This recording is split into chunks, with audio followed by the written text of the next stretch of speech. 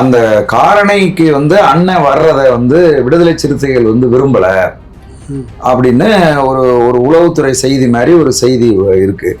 நாங்க இங்கேருந்து அந்த இடத்துக்கு போறோம். அங்க போனா அந்த இடத்துக்கு சொந்தக்காரர் பஞ்சமி நில மீட்பு போராட்டத்தினுடைய ஒரு தொடக்க நிலையில் இருக்கக்கூடிய ஒருத்தர், அதை தொடங்கி இன்னைக்கு வரைக்கும் அதுல அந்த களத்துல நிக்கக்கூடிய ஒருத்தர் தீபன் சக்கரவர்த்தி. அவர் தான் வந்து தமிழகத்திலேயே பஞ்சமி நிலத்தை மீட்ட ஒரு ஆளு. இந்த பகுதியே இங்க வந்துட்டு போனாருன்னா ஒரு பெரிய அதிர்வலை ஏற்படுத்தும், கட்டாயம் பாருங்க நீங்க வேணா ஒரு பெரிய மாற்றம் இருக்கும் நாம் தமிழருக்கு அப்படின்னு சொல்லி அவர் சொல்றாரு. அதாவது விடுதலை சிறுத்தைகள் தலைமைக்கும் நாம் தமிழர் தலைமைக்கும் முரண்பாடு வரக்கூடாதுன்னு ரெண்டும் நினைச்சுக்கிட்டாலும் கூட சில பேர் சிண்டு முடிக்கிற ஆட்கள் அங்க இருக்கிறாங்க. 94 அப்பதான் நாங்க இந்த ஃபீல்டுக்குள்ள நுழைஞ்சிட்டோம். கிட்டத்தட்ட தராசுல இருக்கிறப்ப பத்திரிகையாளராக இப்படியான கம்யூனிகேஷன்லாம் அன்னைக்கு இல்லை. ஆமா, நடந்து முடிஞ்ச பிற்பாடு மாலை தான் தகவல் வருது, துப்பாக்கி சுடு இந்த மாதிரி இறந்துட்டாங்க. என்னன்னா இந்த மாதிரி பஞ்சமி நிலம், அது என்ன பஞ்சமி நிலம் அப்படின்னா அந்த மாதிரி ஒடுக்கப்பட்ட மக்களுக்கு, பட்டியலின மக்களுக்கு பிரிட்டிஷ் கவர்மெண்ட் கொடுத்தது. அது காலங்காலமாக இருந்தது. இப்போ எங்கெங்கே இருந்தாலும் அதை கண்டுபிடிச்சி இப்போ வேணும்னு போராடுறாங்க. அதில் நடந்த விஷயம். அப்போ ஜேம்ஸ்னு ஒரு மூத்த பத்திரிக்கையாளர், அவர் அங்கே ஃபீல்டில் இருக்கிறார். அங்கேருந்து ஃபோன் அடித்து ஆஃபீஸுக்கு சொல்கிறார். அடுத்த நாள் நாங்கள் இங்கே போகிறோம். இந்த கலைவரம் நடந்த இந்த விடையெல்லாம் அந்த இடத்துல இருந்து நாங்கள் பார்க்குறோம். அன்றைக்கி அந்த வயசு 94, எப்போ எத்தனை வருஷம், 30 வருஷம் ஆச்சு. ஆமாம்.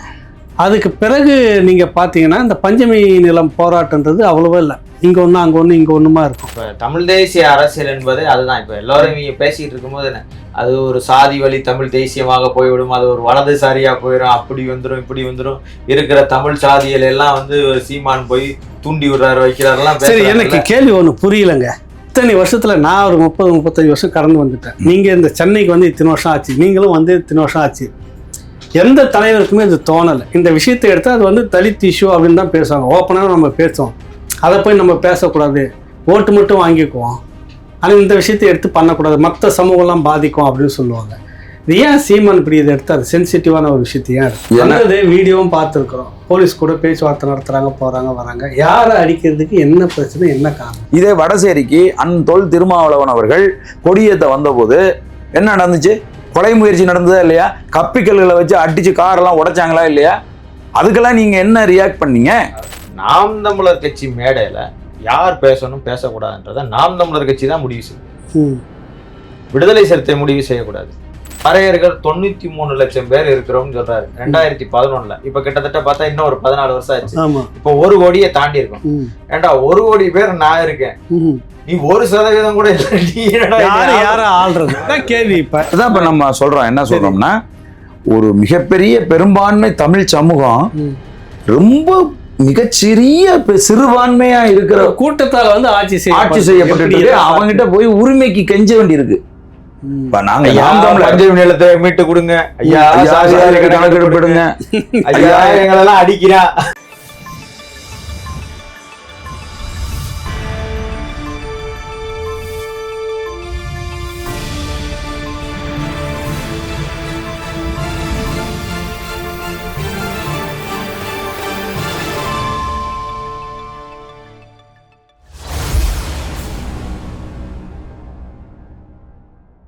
எப்படி நேற்று இந்த நிகழ்ச்சியெல்லாம் எப்படி இருந்தது?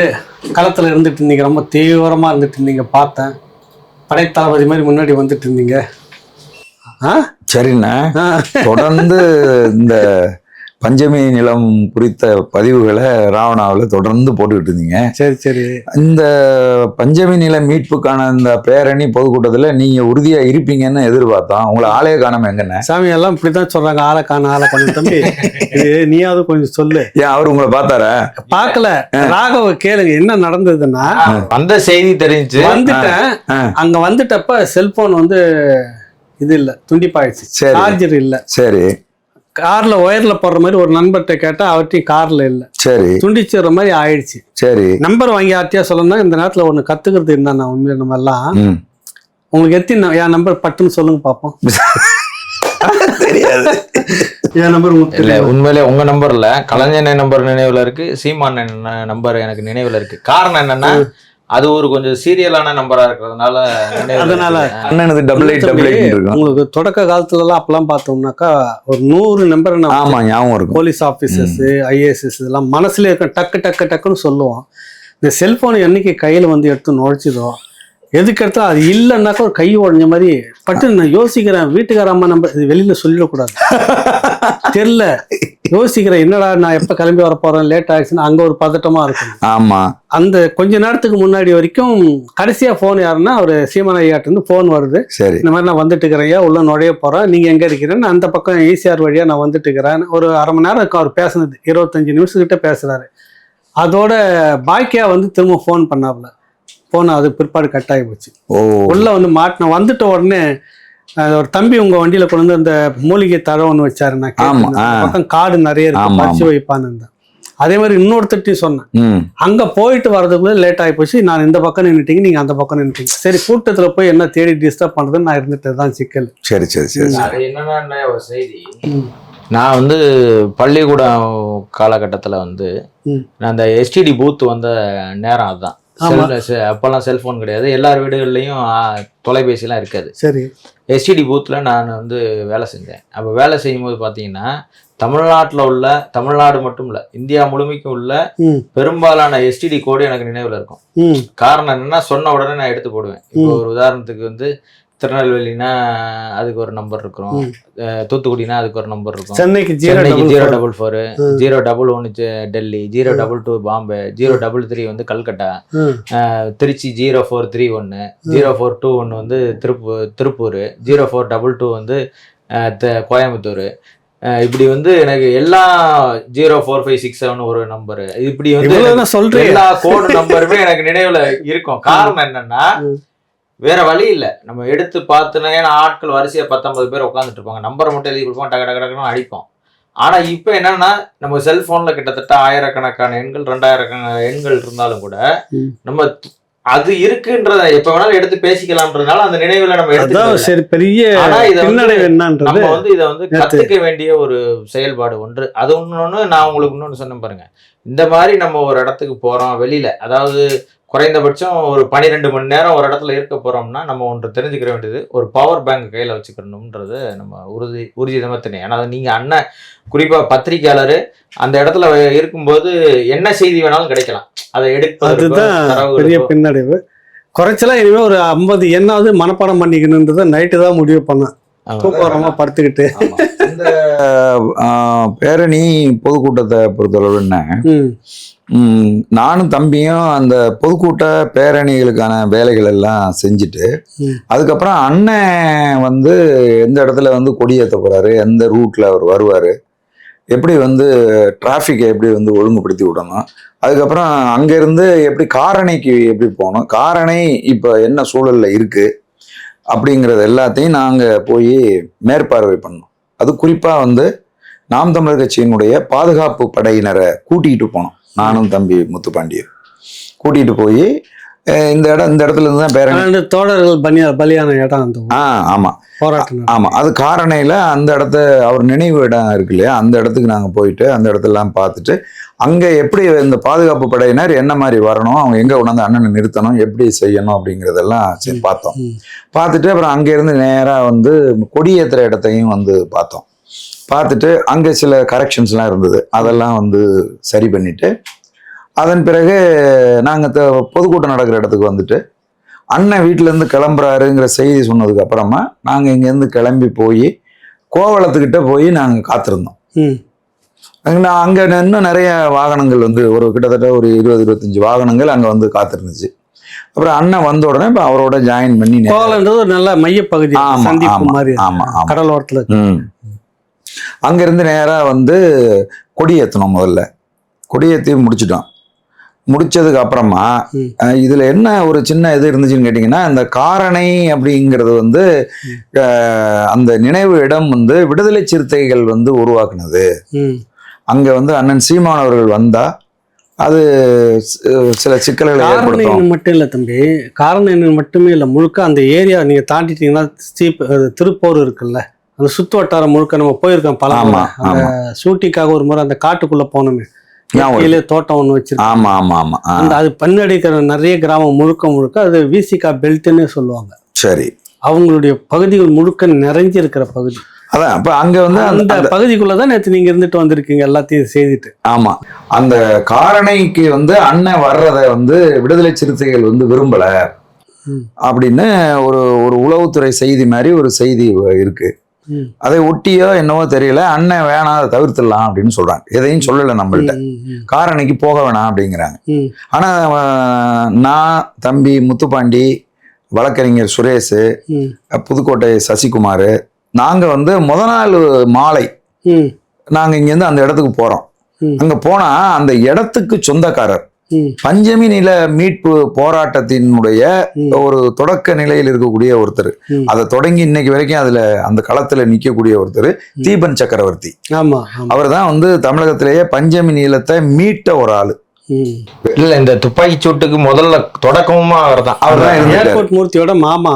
ஏர்போர்ட் மூர்த்தியோட மாமா. அவர் வந்து நாங்க அங்க போய் காத்துக்கிட்டு இருந்தோம். அவர் வந்தாரு. வந்து அவர் என்ன சொன்னாருன்னா, இந்த இடம் ஏன் இடத்துக்குள்ள வந்து விடுதலை சிறுத்தைகள் அத்துமீறி செயல்பட்டதால நான் திருமாவளவன் அவர்கள் மேலேயே நான் வழக்கு தொடுத்திருக்கிறேன். வழக்கு இன்னும் நடந்துகிட்டு இருக்கு. ஆனா அவர் விடுதலை சிறுத்தைகள் தான் இருக்காரு.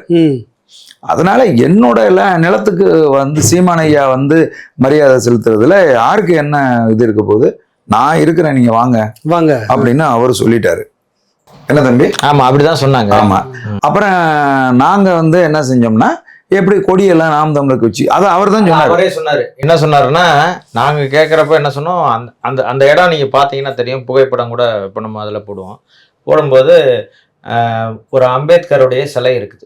அந்த அம்பேத்கருடைய சிலை வந்து எப்பன்னா, துப்பாக்கி சூடு 93ல நடக்குது, நடந்து முடிஞ்ச 94ல நடக்குது. 94ல நடந்து முடிஞ்ச உடனே 95லயே அம்பேத்கர் சிலை வைக்கிறாங்க. அம்பேத்கர் சிலையை வந்து திறந்து வைக்கிறது யாருன்னா ராம்விலாஸ் பாஸ்வான்.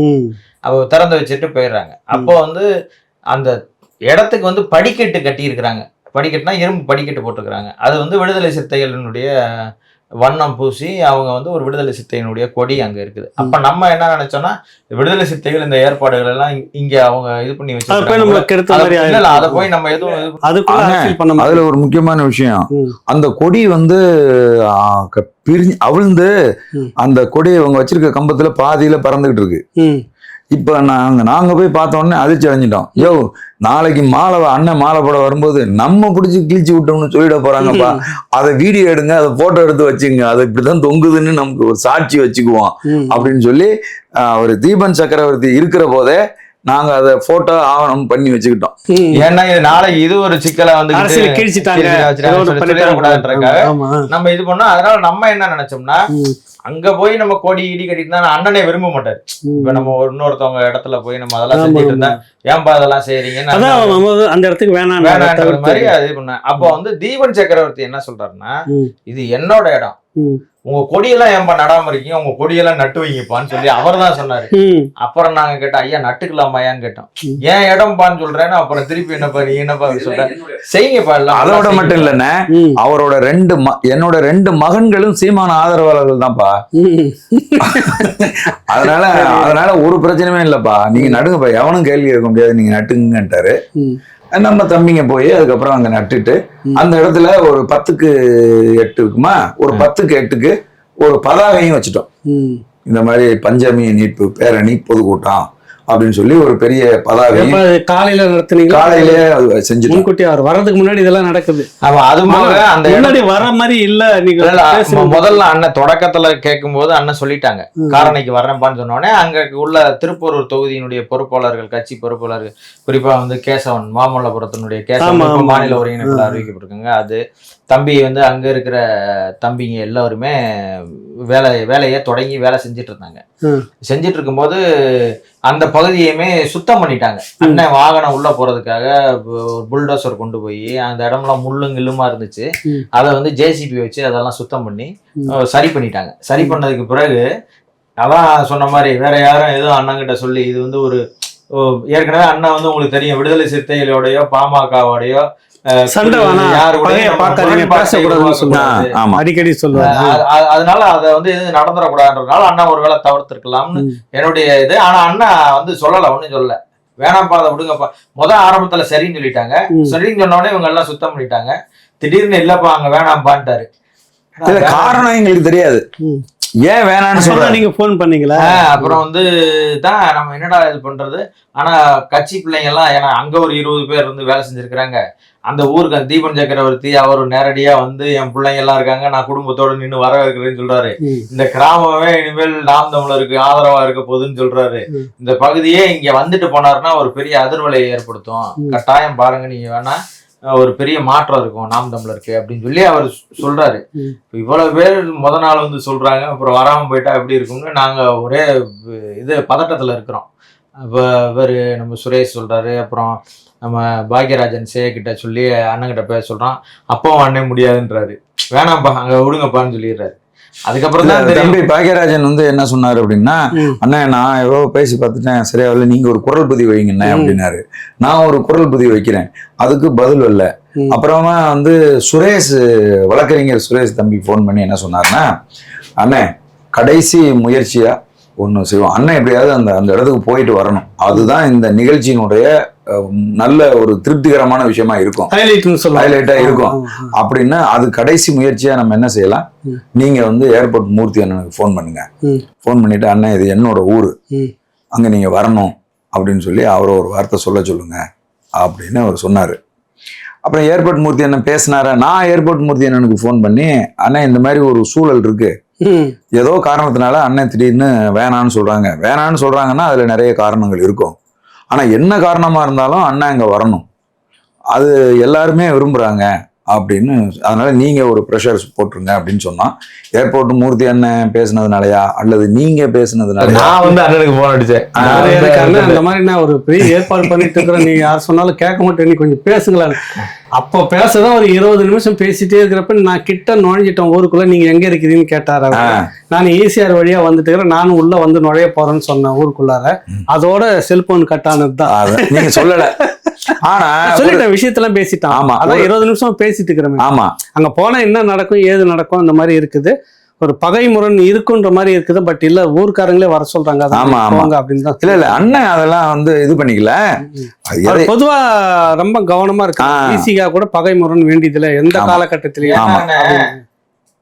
அதாவது விடுதலை சிறுத்தைகள் தலைமைக்கும் நாம் தமிழர் தலைமைக்கும் முரண்பாடு வரக்கூடாதுன்னு ரெண்டும் நினைச்சுக்கிட்டாலும் கூட, சில பேர் சிண்டு முடிக்கிற ஆட்கள் அங்க இருக்கிறாங்க.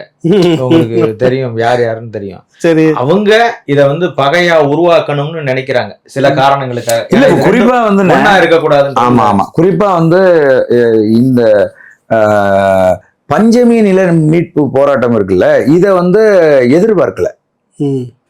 ஊர்வலம் தொடங்குது, பேரணி. ஆமா, சுமாரா எவ்வளவு பேர் கலந்துட்டு இருப்பாங்க, பார்த்திருப்பாங்க. அது வேற விஷயம். உள்ளுக்குள்ள இல்ல நாங்க வந்து ஆர்கனைஸ் பண்ணி, நான் குறைஞ்சது ஒரு 5000 பேர் வந்து கலந்துட்டு இருப்பாங்க. ஏன்னா நாங்க எந்த நிறைய முன்னேற்பாடு பண்ண முடியல, ஏன்னா குறுகிய காலத்துல தான் நீதிமன்றம் சொல்லி முடிச்சிருக்கு. வேற 2 நாள் தான் இது. ஆமாண்ணே, வேற 2 நாள் தான். ஏன்னா 1 நாள் கணக்கு. வெள்ளிக்கிழமை மாலை தான் நமக்கு உத்தரவை பிறப்பிக்கிறாங்க. உத்தரவு என்ன வரப்போகுதுன்னு நமக்கு தெரியாது. அப்ப வெள்ளிக்கிழமை மாலையில தொடங்குனது, திருப்பி வந்து ஞாயிற்றுக்கிழமை மாலை நடத்தணும். அப்ப நம்ம ஒரு நாள் தான் இடைவெளி. இதுல வந்து ரொம்ப முக்கியமா வந்து அந்த பொறுப்பாளர் தம்பி மாமல்லபுரம் கேசவன் இருக்கார்ல, அவங்க 2 நாளா இரவு பகல அங்கேயே படுத்திருந்து இந்த நிகழ்ச்சியினுடைய வெற்றிக்கு பெரும் பங்காற்றி இருக்காப்ல. அது குறிப்பா அந்த திருப்பூரூர் தொகுதியோட பிள்ளைங்க எல்லாருமே வந்து ரொம்ப பெரும் பங்காற்றி இருக்காங்க. ஏன்னா இன்னும் ரொம்ப ஷார்ப்பா சொல்லணும்னா ஒரு நைட்டு ஒரு பகல்னு, அவ்வளவுதானே வேலை. புரியுதுங்களா? இந்த ஒரு நைட்டு ஒரு பகல்ல நாங்க இவ்வளவு மானிட்டர் பண்ணி, இன்னும் குறிப்பா இது எந்த பிரச்சனையும் இல்லாம இருக்கணுங்கிறதுக்கு பாதுகாப்பு படை அணியவே மொத்தத்தையும் முதல் நாள் இரவுல இருந்து அங்கேயே வச்சிருக்கோம். அவங்கள கூட்டிட்டு போய் எல்லா இடங்களையும் காட்டி, எந்த விதமான பிசுறும் தட்டாம அண்ணன் கரெக்டா வரணும், இந்த இடத்துல இந்த பக்கம் டைவர்ட் ஆகணும், இங்க இருந்து வந்து இந்த இடத்துல இறங்கணும், இங்க இருந்து இப்படி பேரணி வரணும், இது முழுசுமே பாதுகாப்பு படையோட பொறுப்புன்னு சொல்லி அதுக்கு ஒரு வாட்ஸ்அப் குழு இருக்கு. அந்த குழுவுல நாங்க குரல் பதிவு போட்டு அப்டேட் பண்ணிக்கிட்டே இருந்தோம். அதெல்லாம் ரொம்ப பர்ஃபெக்டா நடந்துச்சு.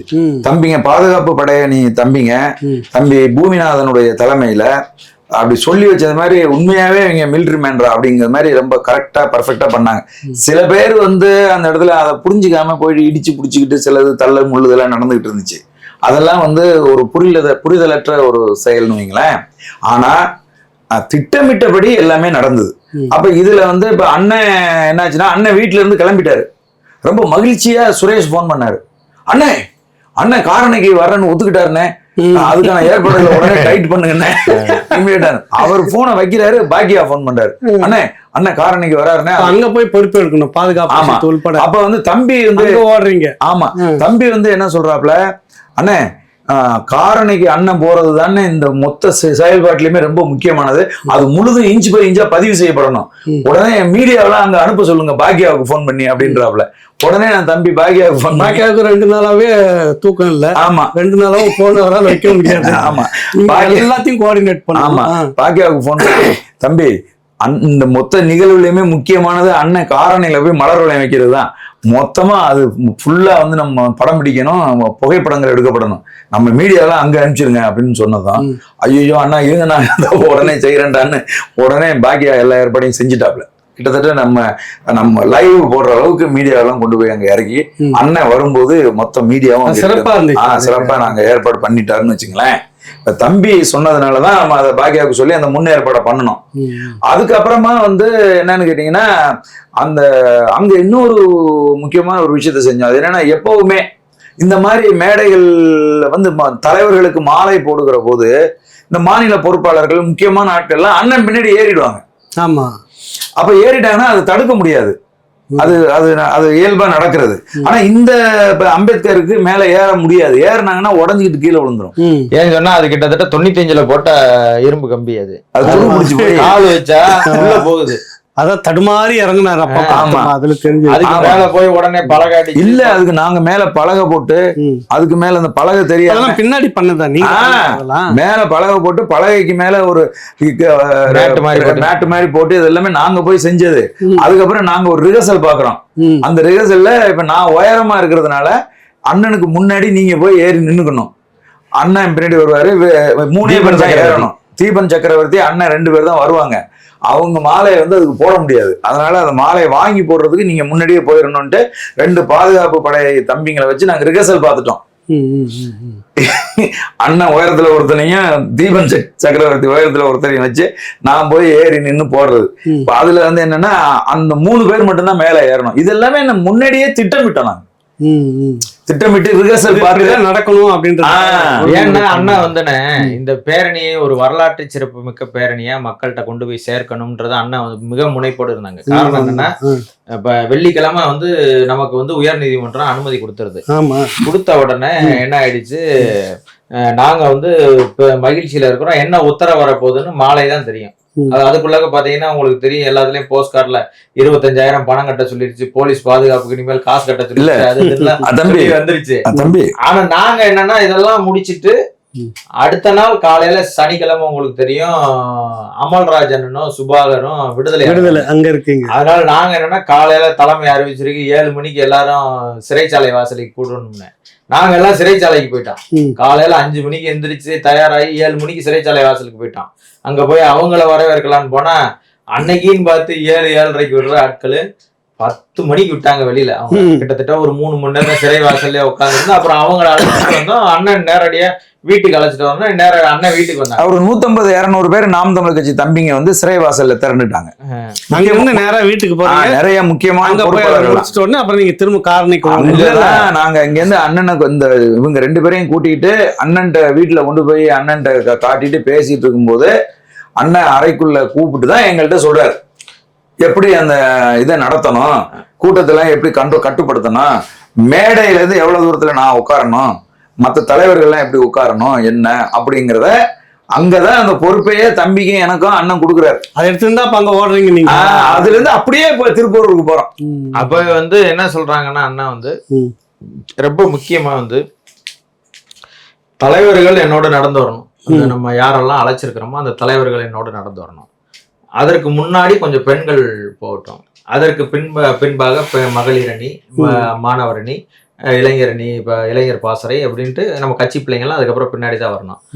நம்ம வந்து முன்னாடி தலைவர்கள் நடந்து போறதோட தான் இருக்கணும், அதுதான் சரியா இருக்கும். முன்னாடி வந்து ஒரு தமிழ்நாட்டு கொடியை ஒருத்தர் பிடிச்சிட்டு போறதும், ஒரு ஆணும் ஒரு இது நம்ம கட்சியோட கொடியை வந்து இன்னொருத்தரும் ஒரு ஆண் பெண் யாராவது ஒருத்தர் வந்து தமிழ்நாட்டு கொடியை ஒருத்தரும் ஒரு நம்ம நாம் தமிழர் கட்சியின் கொடியை பிடிச்சிட்டு ஒரு நீளமான கொடியை பிடிச்சிட்டு முன்னாடி மார்ச் பாஸ்ட் மாதிரி நடந்து போனோம், ராணுவ அணிவகுப்பு போல இருக்கணும் தம்பி அப்படின்னு சொல்லிடுறாங்க. சொன்னா ஏன்னா நமக்கு அந்த இடத்தோட அமைப்பை பார்க்கணும், அந்த அமைப்பு இருந்து எப்படி நம்ம இதை ஒழுங்குபடுத்தணும் தெரியணும், எங்கிட்ட இருந்து எது வரைக்கும் வருதுன்னு தெரியணும். அப்போ நாங்கள் சரின்ட்டு சொல்லிட்டு நாங்கள் காலையில இருந்து 5 மணிக்கு எந்திரிச்சாங்க, எதுவும் செய்யலை. அப்புறம் சொன்ன உடனே நாங்கள் எல்லாரும் அப்போ வந்து அங்கே யார் போய் எல்லாம் ஏற்பாடு பண்ணியிருக்காங்கன்னா நம்ம புதுக்கோட்டை சசிகுமார், மைக்கேல், நம்ம வழக்கறிஞர் சுரேஷ் அவர்கள் 3 பேர் தான். அவங்க முத நாள்ல இருந்து இருக்கிறாங்க. எப்பனா ஆர்டர் கிடைச்சிச்சுல, ஹைகோர்ட் ஆர்டர் கிடைச்சதுல இருந்து போலீஸோடு பேச, எஸ்பியோடு பேச, அங்க உள்ள லோக்கல் இன்ஸ்பெக்டரோட பேச, அங்க உள்ள டிஎஸ்பியோட பேச, எங்க வாகனம் இப்ப காவல்துறை என்ன செஞ்சாங்கன்னா நம்ம வாகனங்களை எல்லாம் பார்க் பண்றதுக்கு வந்து ஒரு ஸ்கூல்ல அவங்களே ஒரு பள்ளிக்கூடத்துல ஒரு மைதானத்தை அவங்களே பேசி வாங்கி கொடுத்தாங்க. வெளியில எங்கேயும் நிறுத்த வேணா, நாங்க உங்களுக்கு ஒரு இடம் ஏற்பாடு பண்ணி கொடுக்குறோம்னு, வாகன போக்குவரத்து நெரிசல் வரக்கூடாதுன்ற காவல்துறை அந்த ஏற்பாடு பண்ணி கொடுத்தாங்க. நல்ல ஏற்பாடு, நல்ல விஷயம் தான். அதே போல அவங்க என்ன சொன்னாங்கன்னா, நாங்க வந்து ஒரு வழி கேட்டோம். எப்படி கேட்டோம்னா, உங்களுக்கு திருப்பூர் ஒரு கோயில் இருக்கு பாத்தீங்களா, அந்த நகர பகுதிகளில இருந்து வந்தா இன்னும் கொஞ்சம் மக்கள்கிட்ட இன்னும் கொஞ்சம் பேரழிச்சு அந்த பேரணி போய் சேரும்ன்றக்கா நாங்க கேட்டோம். நான் காவல்துறை வேண்டாம். அதாவதுண்ணே திருப்பூர் எல்லால் ஊர்னு இருக்கு, திருப்பூர் ஊரோட நுழையிற அந்த வாயில இருந்து அங்கிருந்து நேரா அம்பேத்கர் சிலைக்கு வரும். அப்படி வந்துச்சுன்னா நல்லா இருக்கும். அம்பேத்கர் பாக்குறது மாதிரி இருக்கும்போது இந்த கடத்தெருவை கடந்து அப்படி வந்து அம்பேத்கருக்கு அப்படியே மாலையை போட்டுட்டு அப்படியே சுத்திட்டு அப்படி போறதுக்கு நல்லா இருந்திருக்கும். அப்படிதான் முதல்ல அனுமதி கொடுத்துருக்காங்க, அதுதான் நமக்கு சொன்னாங்க. ஆனா அப்புறமா மாத்தின பிறப்பா அது குழப்பம். அது ஆக்சுவலா எல்லாமே அதுல நிறைய ஒரு செட்பேக், உங்களுக்கு வேலை நிறைய கூடுதலா எடுத்ததுக்கு அதுதான். இப்ப இந்த மற்ற விடயங்களை விட இது வரைக்கும் பாத்தீங்கன்னா இது ஒரு அதி முக்கியமான பிரச்சனை. இந்த சாதிவாரி கணக்கெடுப்பு, பஞ்சம நிலம் மீட் பண்றதுக்கு என்ன காரணம் தெரியுமா உங்களுக்கு? சில அனுபவத்தை நான் சொல்றேன். 94 அப்பதான் நாங்க இந்த ஃபீல்டுக்குள்ள நுழைஞ்சிட்டோம். கிட்டத்தட்ட தராசுல இருக்கிறோம். அப்ப பத்திரிகையாளரா இப்படியான கம்யூனிகேஷன்லாம் அன்னைக்கு இல்லை. ஆமா, நடந்து முடிஞ்ச பிற்பாடு மாலை தான் தகவல் வருது, துப்பாக்கி சூடு இந்த மாதிரி இறந்துட்டாங்க. என்னன்னா இந்த மாதிரி பஞ்சமி நிலம், அது என்ன பஞ்சமி நிலம் அப்படின்னா அந்த மாதிரி ஒடுக்கப்பட்ட மக்களுக்கு, பட்டியலின மக்களுக்கு பிரிட்டிஷ் கவர்மெண்ட் கொடுத்தது.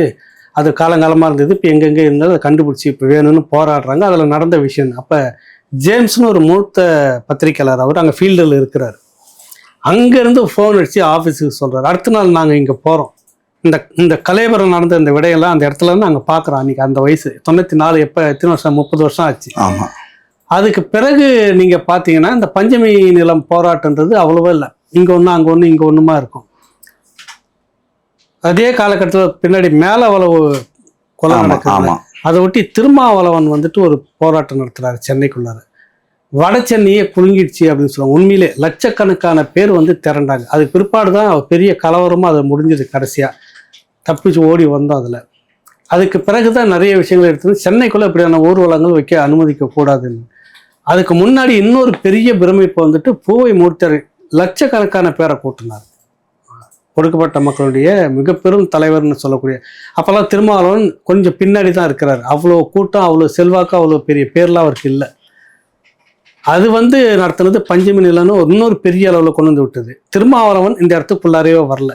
ஆனால் பின்னாடி வந்துட்டு இந்த பஞ்சமி நிலம் மீட்பு போராட்டம்னு அவர் வந்து முதலமைச்சர்கிட்ட மனு கொடுத்தாரு. ஞாபகம் இருக்குங்களா? கலைஞர்கிட்ட கொடுத்தாரு. பேசுகிறாங்க. அதை தாண்டி எந்த முன்னெடுப்பும் இல்லை. வேற எந்த கட்சியுமே இது வரைக்கும் பேசுனதில்லை. இந்த நிலையில தான் இதை இவர் எடுத்திருக்கிறாரு அரசியலா. இதுல ரொம்ப முக்கியமானது என்னன்னா, பஞ்சமி நில பிரச்சனை அப்படின்னு சொன்னாவே அது தாழ்த்தப்பட்டவர்களுடைய சிக்கல். அதுக்கு வந்து விடுதலை சிறுத்தைகள் போன்ற, புரட்சி பாரதம் போன்ற அந்த பறையர் சமூகத்துக்கான இயக்கங்கள், அந்த சாதி சங்கங்கள், கட்சிகள், இவங்க தான் பேசுவாங்க அப்படிங்கிற ஒரு நிலை நேற்று வரைக்கும் இருந்துச்சு தமிழ்நாட்டுல. ஆனா நேத்து அந்த வரலாறை முறியடிச்சு அண்ணன் செந்தமிழன் சீமான் தமிழகத்தில் இருக்கிற பெரும்பான்மை சமூகங்கள் இருக்குல்ல, அந்த சமூகங்களினுடைய சாதிய அமைப்புகள்ல பயணிக்கிறவங்க, அவங்கள எல்லாரையும் வந்து ஒருங்கிணைச்சு அவர்களை வந்து இந்த பஞ்சமி நில மீட்பில் வந்து பங்கெடுக்க வச்சார். நீங்க பேசுற விஷயத்துல ஒரு முக்கியமான விஷயம் என்னன்னா, அது யாராரு என்னென்ன குணாதிசயத்துல இருந்தவங்க. இப்ப நீங்க பாத்தீங்க அப்படின்னு சொன்னானே, திருமாறன்ஜி, திருமாறன்ஜி அவர் வந்து பாத்தீங்கன்னா தென்னிந்திய பார்வர்டு பிளாக்கோட தலைவரா தம்பி தலைவராக இருக்காரு. அவர் வந்து முக்குளத்தோர் அமைப்புல அறியப்பட்ட ஒரு பெரும் தலைவர். புரியுதுங்களா உங்களுக்கு? அவர் வந்து பாரதிய ஜனதா கட்சி ஆதரவு நிலைப்பாட்டில் இருக்கக்கூடிய ஒருத்தர். அவரு பட்டியல் சமூக மக்களினுடைய பஞ்சமி நில மீட்பு தான் தமிழர்களுடைய உண்மையான ஒரு விடுதலை அப்படின்னு ஒரு நாம் தமிழர் கட்சி மேடையில ஏறி புரிதலுக்கு வந்து பேசுறாரு. அது அவர் என்ன சொல்றாருன்னா, நாங்க தமிழர்களுடைய விடுதலைக்காக எந்த எல்லைக்கும் போவோங்கிறதுக்கு தான் இந்த மேடையில நான் நிக்கிறேன். இதுதான் திருப்புமுனை தான் அரசியல். ஆமா அப்படின்னு சொல்லி இன்னைக்கு ஆட்சி அதிகாரத்துல இருக்கிற திராவிட சக்திகள் இருக்குல்ல, அவங்கள வந்து ஒரு மிரட்டுற துணியில வந்து பேசுறாரு. அடுத்தது வந்து பாத்தீங்கன்னா, இந்த கோயம்புத்தூர் பெல்ட் இருக்கு பாருங்க, கவுண்டர் பெல்ட்ல இருக்கிற ஒருத்தவங்க இந்த தாழ்த்தப்பட்ட பட்டியல் சமூகத்துல இருக்கிறவங்களுடைய உரிமையை மீட்பதற்காக இதுவரைக்கும் பேசினதே இல்லை. அவங்களுக்கு எதிராக தான் அவங்க எப்பவுமே நிற்பாங்க. அந்த கவுண்டர் பெல்ட்ல இருக்கக்கூடிய ஒரு தலைவர் வந்து பச்சை துண்டு போட்டுட்டு அவர் வந்து நாங்கள் வந்து இந்த பஞ்சமி நில மீட்புக்காக நாங்கள் உறுதுணையா நிற்போம், நாம் தமிழர் கட்சியோடு எந்த போராட்டத்திலையும் நாங்கள் பங்கெடுப்போம் அப்படின்னு வந்து பேசினதா இருக்கட்டும். அடுத்தது வந்து பாத்தீங்கன்னா, கோனார் சமூகத்தை சேர்ந்த தலைவர்கள் அவங்க எல்லாம் வந்து பாத்தீங்கன்னா இதுவரைக்கும் பட்டியல் சமூக மக்களுடைய போராட்டங்கள் எதுக்குள்ள நுழைஞ்சதே இல்லை, அந்த பிரச்சனைக்குள்ள வர மாட்டாங்க. ஆமா கரெக்டா? ஆமா, தலித் மக்கள் அப்படின்னு தான் அவங்க பார்த்துட்டு இருப்பாங்க. என்னன்னா, பாட்டாளி மக்கள் கட்சி கொஞ்ச நாளைக்கு முன்னாடி வள்ளுவர் கோட்டத்துல ஒரு ஆர்ப்பாட்டம் நடத்தினாங்க. அது என்னன்னா சாதி வாரி கணக்கெடுப்பு. இப்ப நீங்க சாதிய சங்கம் வச்சிருக்கிற எல்லோருக்குமே அந்த எல்லாரும் வேணும் சொல்லுவாங்க. புரியுதா உங்களுக்கு? அதுல ஒருங்கிணைறது பிரச்சனை கிடையாது. சரி, புரியுதா உங்களுக்கு? அதுல யாரு கூப்பிட்டாலும் போய் கலந்துக்கிடுவாங்கன்னு வச்சுக்கோங்களேன். அதுல வேற கட்சி வேறுபாடு கூட்டணி வேறுபாடு இல்லைன்னாலும் கூட சாதி சங்கமா நடத்துறவனுக்கு என்ன இருக்கும் அப்படின்னா, சாதி வாரி கணக்கெடுப்பு எல்லாம் நம்ம சாதிக்கு தானே வரப்போகுது அப்படின்றதுக்காக போய் நிப்பாங்க. ஆனா பஞ்சமர் நில மீட்புக்கும் சேர்த்து நடத்துறோம், அதுக்கு வாங்க கலந்துக்கோங்கன்னு சொல்றப்ப அது ஒரு புதுவிதமான அனுபவமா தான் அவங்களுக்கு இருந்திருக்கும். என்னன்னா, சாதிவாரி கணக்கெடுப்புன்றதை தாண்டி பஞ்சமரலம். அப்ப பஞ்சமரலம்னா என்னடான்னு குறைஞ்சபட்சம் படிக்கிறதுக்காக தயாராவான், இல்ல அது குறித்த செய்தியை திரட்டுறதுக்காக தயாராவான். குறைஞ்சது அது பக்கம் என்னன்னு புரிதலாவது அவங்களுக்கு. நேற்று மேடையில பேசின எல்லா தலைவருமே படிச்சிருக்காங்க. பத்தி இந்த சூழல் உருவாகுதல் எப்படி சாத்தியமாகுது? அததான் சாத்தியப்படுத்தணும். இப்ப தமிழ் தேசிய அரசியல் என்பது அதுதான். இப்ப எல்லாரும் நீங்க பேசிட்டு இருக்கும்போது அது ஒரு சாதி வழி தமிழ் தேசியமாக போய்விடும், அது ஒரு வலதுசாரியா போயிடும், அப்படி வந்துடும் இப்படி வந்துடும், இருக்கிற தமிழ் சாதிகள் எல்லாம் வந்து சீமான் போய் தூண்டி விடுறாரு வைக்கிறாரெல்லாம். சரி, எனக்கு கேள்வி ஒண்ணு புரியலங்க. இத்தனை வருஷத்துல நான் ஒரு 30-35 வருஷம் கடந்து வந்துட்டேன். நீங்க இந்த சென்னைக்கு வந்து இத்தனை வருஷம் ஆச்சு, நீங்களும் வந்து இத்தனை வருஷம் ஆச்சு. எந்த தலைவருக்குமே இது தோணலை. இந்த விஷயத்தை எடுத்து அது வந்து தலித் இஷ்யூ அப்படின்னு தான் பேசுவாங்க. ஓப்பனாக நம்ம பேசுவோம், அதை போய் நம்ம பேசக்கூடாது, ஓட்டு மட்டும் வாங்கிக்குவோம், ஆனால் இந்த விஷயத்தை எடுத்து பண்ணக்கூடாது, மற்ற சமூகம்லாம் பாதிக்கும் அப்படின்னு சொல்லுவாங்க. இது ஏன் சீமான் இப்படி இதை எடுத்தாரு? சென்சிட்டிவான ஒரு விஷயத்தை ஏன் எடுத்தாரு? இல்லைண்ணே, சீமான வந்து எல்லா தலைவர்களும் ஒன்னா அதுல வர்றாங்க. ஆமா, அந்த ஒருங்கிணைப்புக்கு தான் அண்ணன் நேரம் எடுத்துக்கிட்டாங்க. புரியுதா உங்களுக்கு? அதுல ரொம்ப முக்கியமானது என்ன அப்படின்னு கேட்டீங்கன்னா, பட்டியல் சமூகத்து மக்களுக்கான உரிமை இருக்கு பாத்தீங்களா, அது இந்த பஞ்சமர் நில பிரச்சனை இருக்குல்ல, இது சாதிவாரி கணக்கெடுப்போடு வந்து ஒட்டி இருக்கு. இன்னொன்னு, இப்போ அண்ணன் முன்னெடுத்திருக்கிற ஈவேரா எதிர்ப்பு இருக்கு பாருங்க.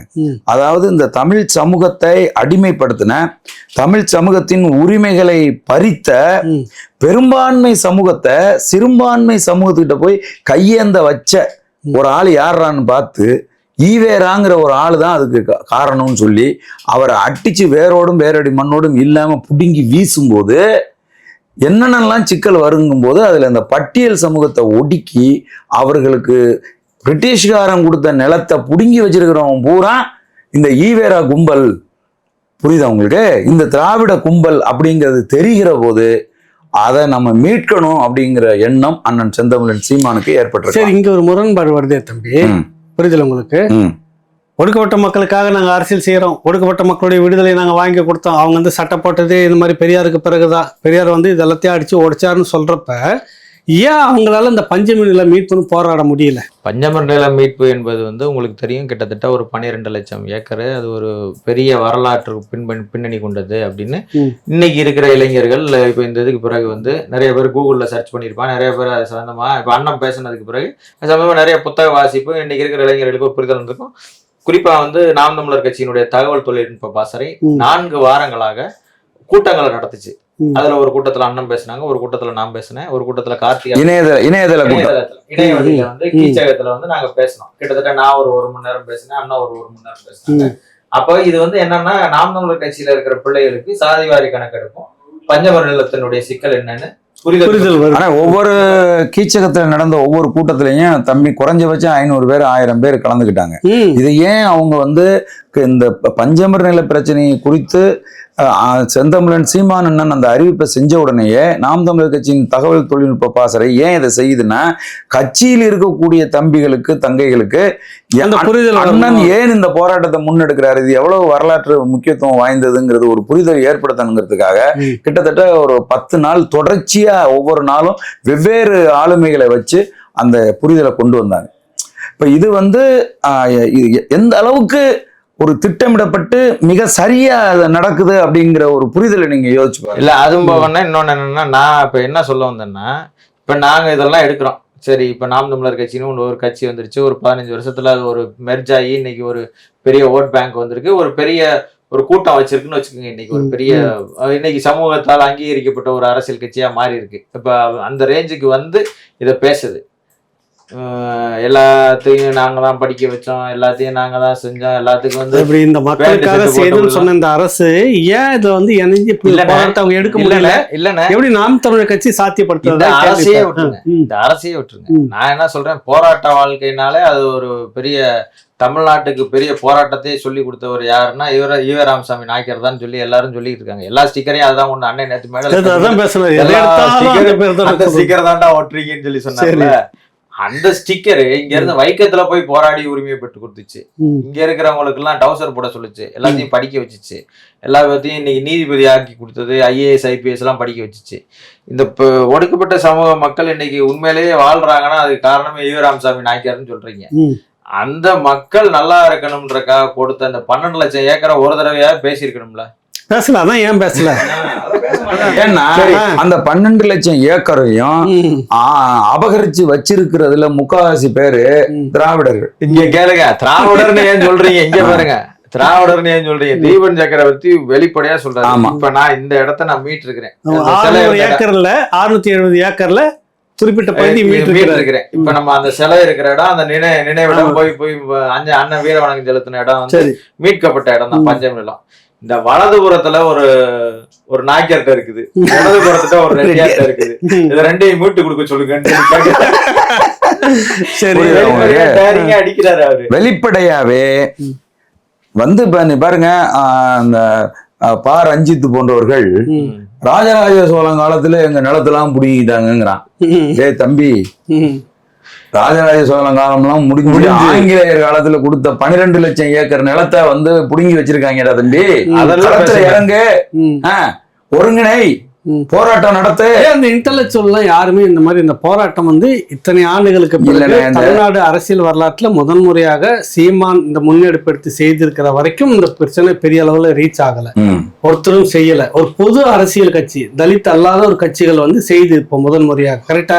ஆமா. ஏன் இந்த இன்டலெக்சுவல் சொல்லக்கூடிய ரஞ்சித், இதுல இருக்கக்கூடிய எழுத்தாளர்கள், அதான் அவங்க எல்லாம் நான் சொல்றேன், குறைஞ்சபட்சம் ஒரு வாழ்த்து செய்தி சொல்லியிருக்கலாம். இல்ல அவங்க எப்படின்னா, இப்ப வந்து இந்த புத்தகம், இந்த புத்தகம் வந்து பஞ்சமி நில உரிமைன்னு ஒரு புத்தகம். இந்த புத்தகத்தை வந்து தொகுத்து இதை வந்து செஞ்சது வந்து அலெக்ஸ் அப்படிங்கிறவங்க வந்து செஞ்சிருக்காங்க. திரமென்கீரோட ஒரு ஆவணம் இது. இத வந்து நீலம் பண்பாட்டு மையத்துல மறுபதிப்பு போட்டிருக்காங்க. அதை போட்டாவே அந்த பஞ்சமி நிலத்துக்கான ஒரு வேலையை செஞ்சிட்டோங்கிற திருப்தி அவங்களுக்கு வந்து ஏற்பட்டுருது. புரியுதுங்களா? அவர் சொல்றாருல, தீபன் சக்கரவர்த்தி அந்த களத்துல நின்னவர், பல சிறைச்சாலை சென்றவர், பல மிரட்டல்களை, உருட்டல்களை, கொலை முயற்சிகளை சந்திச்ச ஒரு ஆளு சொல்றாரு, இதை நான் மீட்டிருக்கேன்பா. இதுக்கு இந்த பக்கம் வந்து ஒரு ரெட்டியார்கிட்ட இருக்கு, இதுக்கு இந்த பக்கம் ஒரு நாயக்கட்ட இருக்கு, மீட்டுக்க. அது பஞ்சமி நிலம் தான். அதுக்கான ஆவணம் பூரா என்கிட்ட இருக்கு. யாரு மீட்க வர்றது? யாரு களத்துக்கு வா, நான் தர்றேன், ஆவணம் தர்றேங்கிறாரு. ஏன்பா அதை ஏன் செய்ய மாட்டேங்கிறீங்க? அப்ப என்ன ஸ்டண்ட் அரசியல் பண்றீங்களா? சும்மா வந்து எதுல வந்து வேர்வைப்படாம கூட்டம் நடத்துறது, வேர்வைப்படாம ஏசி ரூமுக்குள்ள வந்து மேடையை போட்டுக்கிட்டு பொங்கி எழுறது, இதுதான் வந்து அரசியலா? அந்த அரசியலை முறியடிச்சுதான் எந்தெந்த சமூகம் எல்லாம் இந்த பட்டியல் சமூகத்துக்கு எதிராக பேசியதோ, எந்தெந்த சமூகம் எல்லாம் இந்த பட்டியல் சமூகத்தை அடிச்சு நொறுக்கணும் அப்படின்னு ஆதிக்க சாதி உணர்வோடு இருந்ததோ அந்த சமூக தலைவர்களை எல்லாரையும் கொண்டு வந்து, நாங்கள் எங்கள் தமிழர்கள், ஆதி தமிழர்களுக்கான அந்த நிலம் வந்து இன்னைக்கு பறிக்கப்பட்டிருக்கு, அதை நாங்க மீட்டு கொடுக்கறதுக்கு நாங்கள் உயிர் கொடுத்து நிப்போம்னு பேச வச்சது தானே அண்ணன் செந்தமிழன் சீமானின் மிகப்பெரிய வெற்றி.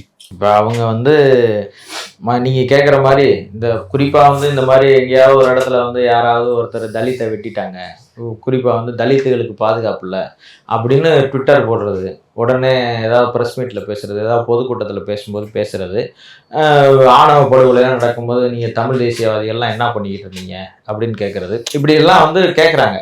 அப்படிலாம் கேட்கும்போது நமக்கு காயப்படும். என்ன காயப்படும்னா, நாங்கள் அதை ஆதரிக்கலைன்னா, நாங்கள் அதை கடுமையாக எதிர்க்கிறோம். அது ஒரு ஆதி தமிழ் குடியா இருக்கிற யாரா இருந்தாலும் சரி, அது பறையரை வெட்டினாலும் சரி, தேவேந்திர எந்த சமூகத்தை வெட்டினாலும் தப்பு, சக்கிலியரை வெட்டினாலும் சரி, அதுல நாங்க கடுமையா உடன்படல, கடுமையா எதிர்க்கிறோம். ஆனா இத தம்பி சொல்ற இந்த கருத்தை என்ன கவிக்குமாரோட இது என்ன தம்பி? முக்குளத்தோர் எழுச்சி கழகத்தினுடைய தலைவர் தம்பி கவிக்குமார் இதே கருத்தை மேடையில நேத்து பேசினார். என்ன பேசினார்னா, ஒரு இடத்துல ஒரு பட்டியல் சமூகத்தை சேர்ந்தவரை ஏதோ ஒரு காரணத்தினால எவனோ ஒரு சாதி வரியை வெட்டிட்டான் அப்படின்னா, ஒட்டுமொத்தமா முக்குளத்தோர் சமூகத்தின் மீது வந்து நீங்க குற்றம் சுமத்தாதீங்க, குற்றம் சுமத்துறீங்க நீங்க. உண்மைதான். புரியுதா உங்களுக்கு? ஒட்டுமொத்த முக்குளத்தோர் சமூகமும் அப்படி செய்யல, புரியுதுங்களா?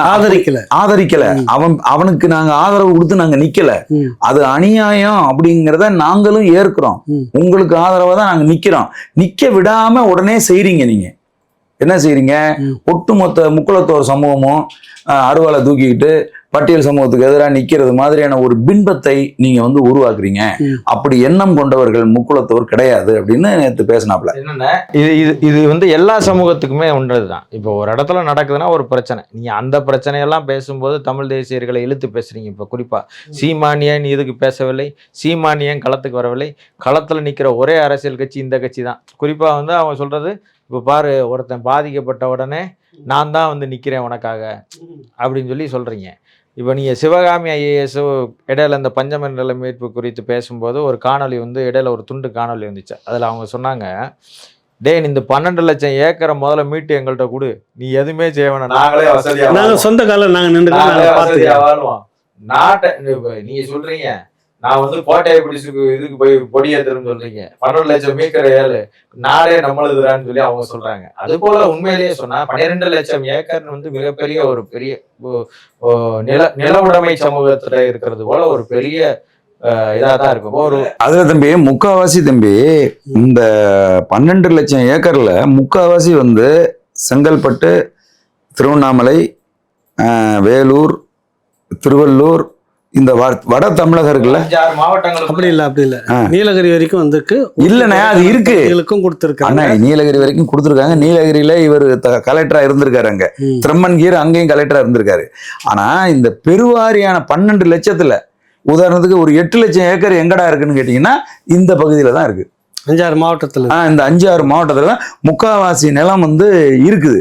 இந்த பஞ்சமேர் நிலங்கிறது தஞ்சையிலயும் இருக்கு, எல்லா மாவட்டத்திலயுமே இருக்கு. ஆனா குறைவா இருக்குது, இங்க அதிகமா இருக்கு அப்படின்னு சொன்னா, இப்ப வந்து நேத்து வந்து அண்ணன் காரணம் அதிகமா மக்கள் செறிவா அந்த பக்கத்துல. நேத்து அண்ணன் பேசும்போது ஒரு விஷயத்த வந்து குறிப்பிட்டாரு. நீங்க ரொம்ப கூர்ந்து கவனிச்சிருந்தீங்கன்னா தெரியும். அது என்ன அப்படின்னு கேட்டீங்கன்னா, அது மடமாக இருந்தாலும் சரி, அது கோபுரமா இருந்தாலும் நான் வந்தா இடிச்சு தள்ளுவேண்டா அப்படின்னாரு. அது எவ்வளவு பெரிய கொம்பாதை கொம்பன்டா இருந்தாலும் மீட்டே தீர வேண்டாம். மொத்த மடங்கள் கிட்ட எவ்வளவு தேமா இருக்குது? மொத்த மடங்கள் இது வரைக்கும் மொத்த மடங்கள் கிட்ட 22,732 ஏக்கர் நிலம் இன்னைக்கு தேதிக்கு இருக்கு. அதுதான் சரி. கோயிலுக்கு தான் சொல்றேன், மொத்த மடங்கள் கோயில் நிலங்கள் தனியாது.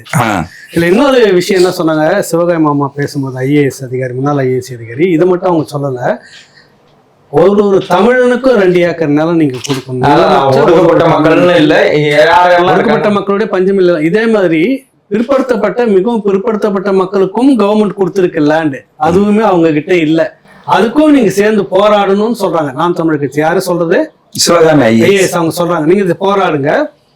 இதே மாதிரி அவர் இந்த நம்ம அந்த பஞ்சமநிலம் குறித்து நேற்று சீமான் அவர் சொன்னார்ல, மேடையில் சொன்னாரு, அருங்குண விநாயகம் அதை பத்தி நீண்ட நெடிய காலம் போராடிட்டு நிறைய தகவல் அவர் தான் வச்சுட்டு இருக்கிறாரு. அவர் சொல்றாரு, நான் இந்த பஞ்சமி நிலன்றதுல இந்த ஒடுக்கப்பட்ட மக்களுக்கு தாழ்த்தப்பட்ட மக்களுக்கு மட்டும் நான் போராடிக்கிட்டு இல்லை, மற்ற பிற்படுத்தப்பட்ட மிகவும் பிற்படுத்தப்பட்ட மக்களுக்கும் சேர்ந்து தான் நான் போராடிக்கிட்டு இருக்கிறேன். அவங்க நிலமும் இதுக்குள்ளே தான் இருக்குது, எடுத்துக்கிட்டானுங்க. அவங்களுக்கு நிலம் கொடுத்துருக்குறேன், அவங்க நிலமும் இப்போ காணணும், அதுக்கான டாக்குமெண்ட்டு நான் எடுத்துக்கிட்டு இருக்கிறேன். ஒரு தமிழனுக்கும் 2 ஏக்கர் நிலம் வேணும். நாம் தமிழர் கட்சியினுடைய அடுத்த இலக்கு, அடுத்த குரல் இதுவாக தான் இருக்கும். நிலமற்ற ஒரு தமிழனுக்கும் 2 ஏக்கர் நீ எடுத்து கொடு. தனி ஒரு மனுஷங்கிட்ட எதுக்கு 20,000 ஏக்கர் எதுக்குங்க ஒருத்தங்கிட்ட? அதானே இப்ப இது 20,000 ஏக்கரா தஞ்சை ஒரு ஆள் மட்டும் நான் வச்சுக்கிறத சொல்றேன். அதாங்க தஞ்சை மாவட்டம் சொல்லுவாங்க, ஒரு இது சொல்லுவாங்க தஞ்சை மாவட்டத்தை பத்தி சொல்லும்போது, பூண்டி வாண்டையாரும் உக்கட தேவரும், புரியுதுங்களா? அதாவது பூண்டி வாண்டையாரு, உக்கட தேவரு, கருப்பையா மூப்பனாரு, இவங்க காவிரி தாயை கரை சங்கிலியால் கட்டி போட்டு கற்பழிக்கிறார்கள்னு சொல்லுவாங்க. அதுக்கு என்ன அர்த்தம்னா, காவிரியில் இருந்து வர்ற நீர் எங்கெல்லாம் தஞ்சையில பாயுதோ அது எல்லாத்துக்கும் இவங்க தான் சொந்தக்காரங்கன்னு அர்த்தம். அதான் நில உச்சவரவு சட்டம்னு ஒண்ணு கொண்டு வந்தாங்க இந்தியாவுக்குள்ளார. ஒரு ஆளுக்கு 60 ஏக்கர் தான் இருக்கும். எப்படி இந்த நபர்களுக்கு இத்தனை ஏக்கர் இருக்கு? இப்ப நான் எங்க ஐயா மதிப்புக்குரிய கிருஷ்ணசாமி வாண்டையார் ஐயா இப்போ ஒரு நேர்காணல் ஒண்ணு கொடுத்துருக்காங்க. இப்படி நின்றுட்டு சொல்றாரு, அதோ அந்த கண்ணு கட்டின தூரம் வரைக்கும் இருக்கான், அது வரைக்கும் நம்ம நிலம் தான், இது வரைக்கும் நம்ம நிலம் தான் அப்படின்னு நேர்காணல் எடுக்கிற பையன் கேட்கிற, ஐயா எவ்வளவு இருக்கும்னு. இது இந்த இடத்துல ஒரு 1500 ஏக்கர் இருக்கும் அப்படிங்கிறாரு. எப்படி இருக்கும் ஒரு தனி நபர் கிட்ட? அதான் சொல்றேன். அதுதான் அது எல்லாருக்குமான நிலம் கட்டாயம் சட்டம் சொல்லுது. அதுதான் சொல்லுது. இந்தியா சுதந்திரம் பெற்ற பிறகு புதிய நிலவரம்பு இது கொண்டு வந்த பிற்பாடு ஒரு மனிதனுக்கு நிலம் வேணும். அந்த ஒரு மனிதனுக்கு நிலம் இல்லாதால் தான் இவ்வளவு பிரச்சனை இருக்குது. இதை வலியுறுத்தி தான் நான் மிட்டாமராசுன்னு ஒரு படம் எடுத்தேன். புரியுதுங்களா? தேசிய இந்திய தேர்வாணையத்துல, அதாவது திரைப்பட விழாவுக்கு அந்த படத்தை வந்து தேர்வு செஞ்சேன். பூமிதான் இயக்கம் இருக்குல்ல, வினோபாவோட பூமிதான் இயக்கத்தையும் 20 அம்ச திட்டத்தையும் வந்து வலியுறுத்தி 5 பேர் கொண்ட ஒரு குடும்பத்துக்கு 15 ஏக்கர் நிலம் தான் இருக்கணும் அப்படின்னு இருக்கிற இந்திய அரசியலமைப்பு சட்டத்தை முன் வச்சு நான் அந்த படத்தை வந்து எடுத்திருந்தேன். இப்ப அதை விடுங்க. இப்ப நீங்க சொல்ற இந்த கருத்தை அடுத்து நாம் தமிழர் கட்சி உறுதியா வந்து ஏற்கும், உறுதியா வந்து செய்யும். இப்ப இன்னொரு சப்ஜெக்டுக்கு வருவோம்.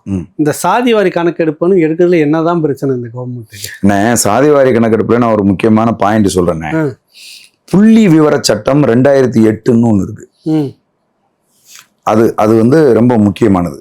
இந்த புள்ளி விவர சட்டம் 2008 என்ன உரிமை கொடுக்குது அப்படின்னா, இந்த மாநிலத்துல எத்தனை பேர் படிச்சவன், எத்தனை பேர் படிக்காதவன், ஒரு கிராமத்துல ஒரு பஞ்சாயத்து பிரசிடென்ட் நினைச்சாலும் அந்த புள்ளி விவர சட்டப்படி அவன் தன்னுடைய கிராமத்துல இருக்கிற புள்ளி விவரங்களை அவன் எடுத்துக்கலாம். ஒரு நகராட்சி தன்னோட நகராட்சியில இருக்கிற புள்ளி விவரங்களை அவன் எடுத்துக்கலாம். ஒரு மாநிலம் தன்னுடைய மாநிலத்தின் புள்ளி விவரங்களை அது எடுத்துக்கலாம். புரியுதா உங்களுக்கு? அப்ப இந்த புள்ளி விவர சட்டம் 2008 படி இந்த அப்படித்தான் பீகார்ல எடுத்திருக்கான், அப்படித்தான் தெலுங்கானால எடுத்திருக்கான். புரியுதா உங்களுக்கு? இத ஒன்றிய அரசு இந்த புள்ளி விவர சட்டம் 2008 கட்டுப்படுத்தாது. நல்லா தெரிஞ்சுங்க. அந்த புள்ளி விவர சட்டத்தை 2008 பயன்படுத்தி மாநில அரசு தமிழ்நாட்டுல எந்தெந்த சாதிக்காரன் எவ்வளவு இருக்கிறாங்கிற புள்ளி விவரத்தை எடுக்கலாம். நம்ம என்ன கேக்குறோம், நீ முதல்ல அந்த புள்ளி விவரத்தை எடுறா. நேற்று திருமாரஞ்சி பேசும்போது சொல்றாப்ல, இப்போ எங்களை கேட்டீங்கன்னா நாங்க வந்து 10 கோடி பேர் இருப்போங்கிறோம். ராமதாஸ் ஐயா கேட்டா அவர் நாங்க ஒரு 5 கோடி பேர் இருக்காங்கிறாங்க. மொத்தமா கூட்டி பார்த்தா ஒரு 40 கோடி பேர் வர்றோம் தமிழ்நாட்டுல. இருக்குது 8-9 கோடி கிட்ட தான் இருக்கு அப்படின்னு நல்ல நகைச்சுவையா சொன்னார் அவரு. அப்போ இப்ப நீங்க நல்லா யோசிச்சு பாருங்க, எல்லாருக்குமே இந்த புரிதல் இருக்கு. இங்க வந்து நாம அதிகமா இருப்போம் அப்படிங்கிற எண்ணமும் இதுவும் இருக்கு. அப்ப இதை ஏன் இந்த புள்ளி விவர சட்டம் 2008 பயன்படுத்தி எதற்காக இவர்கள் இந்த சாதிவாரி கணக்கெடுப்பை நடத்துவதில்லைங்கிற கேள்வி இங்க இருக்கு. மிகப்பெரிய கேள்வியா இருக்கு. அதனாலதான் நாம் தமிழர் கட்சி சொல்லுது, நாங்க வந்தா இதை நாங்க செய்வோம். இதை ஒன்றிய அரசு தடுக்க முடியாதுங்க. இட்ஸ் அன்டச்சபிள் லா. அது புள்ளி விவரத்தை எடுக்கிறதுக்கான ஒரு பிரத்யேகமான அந்த புள்ளி விவரம் என்ன வேணாலும் எடுக்கலாம்.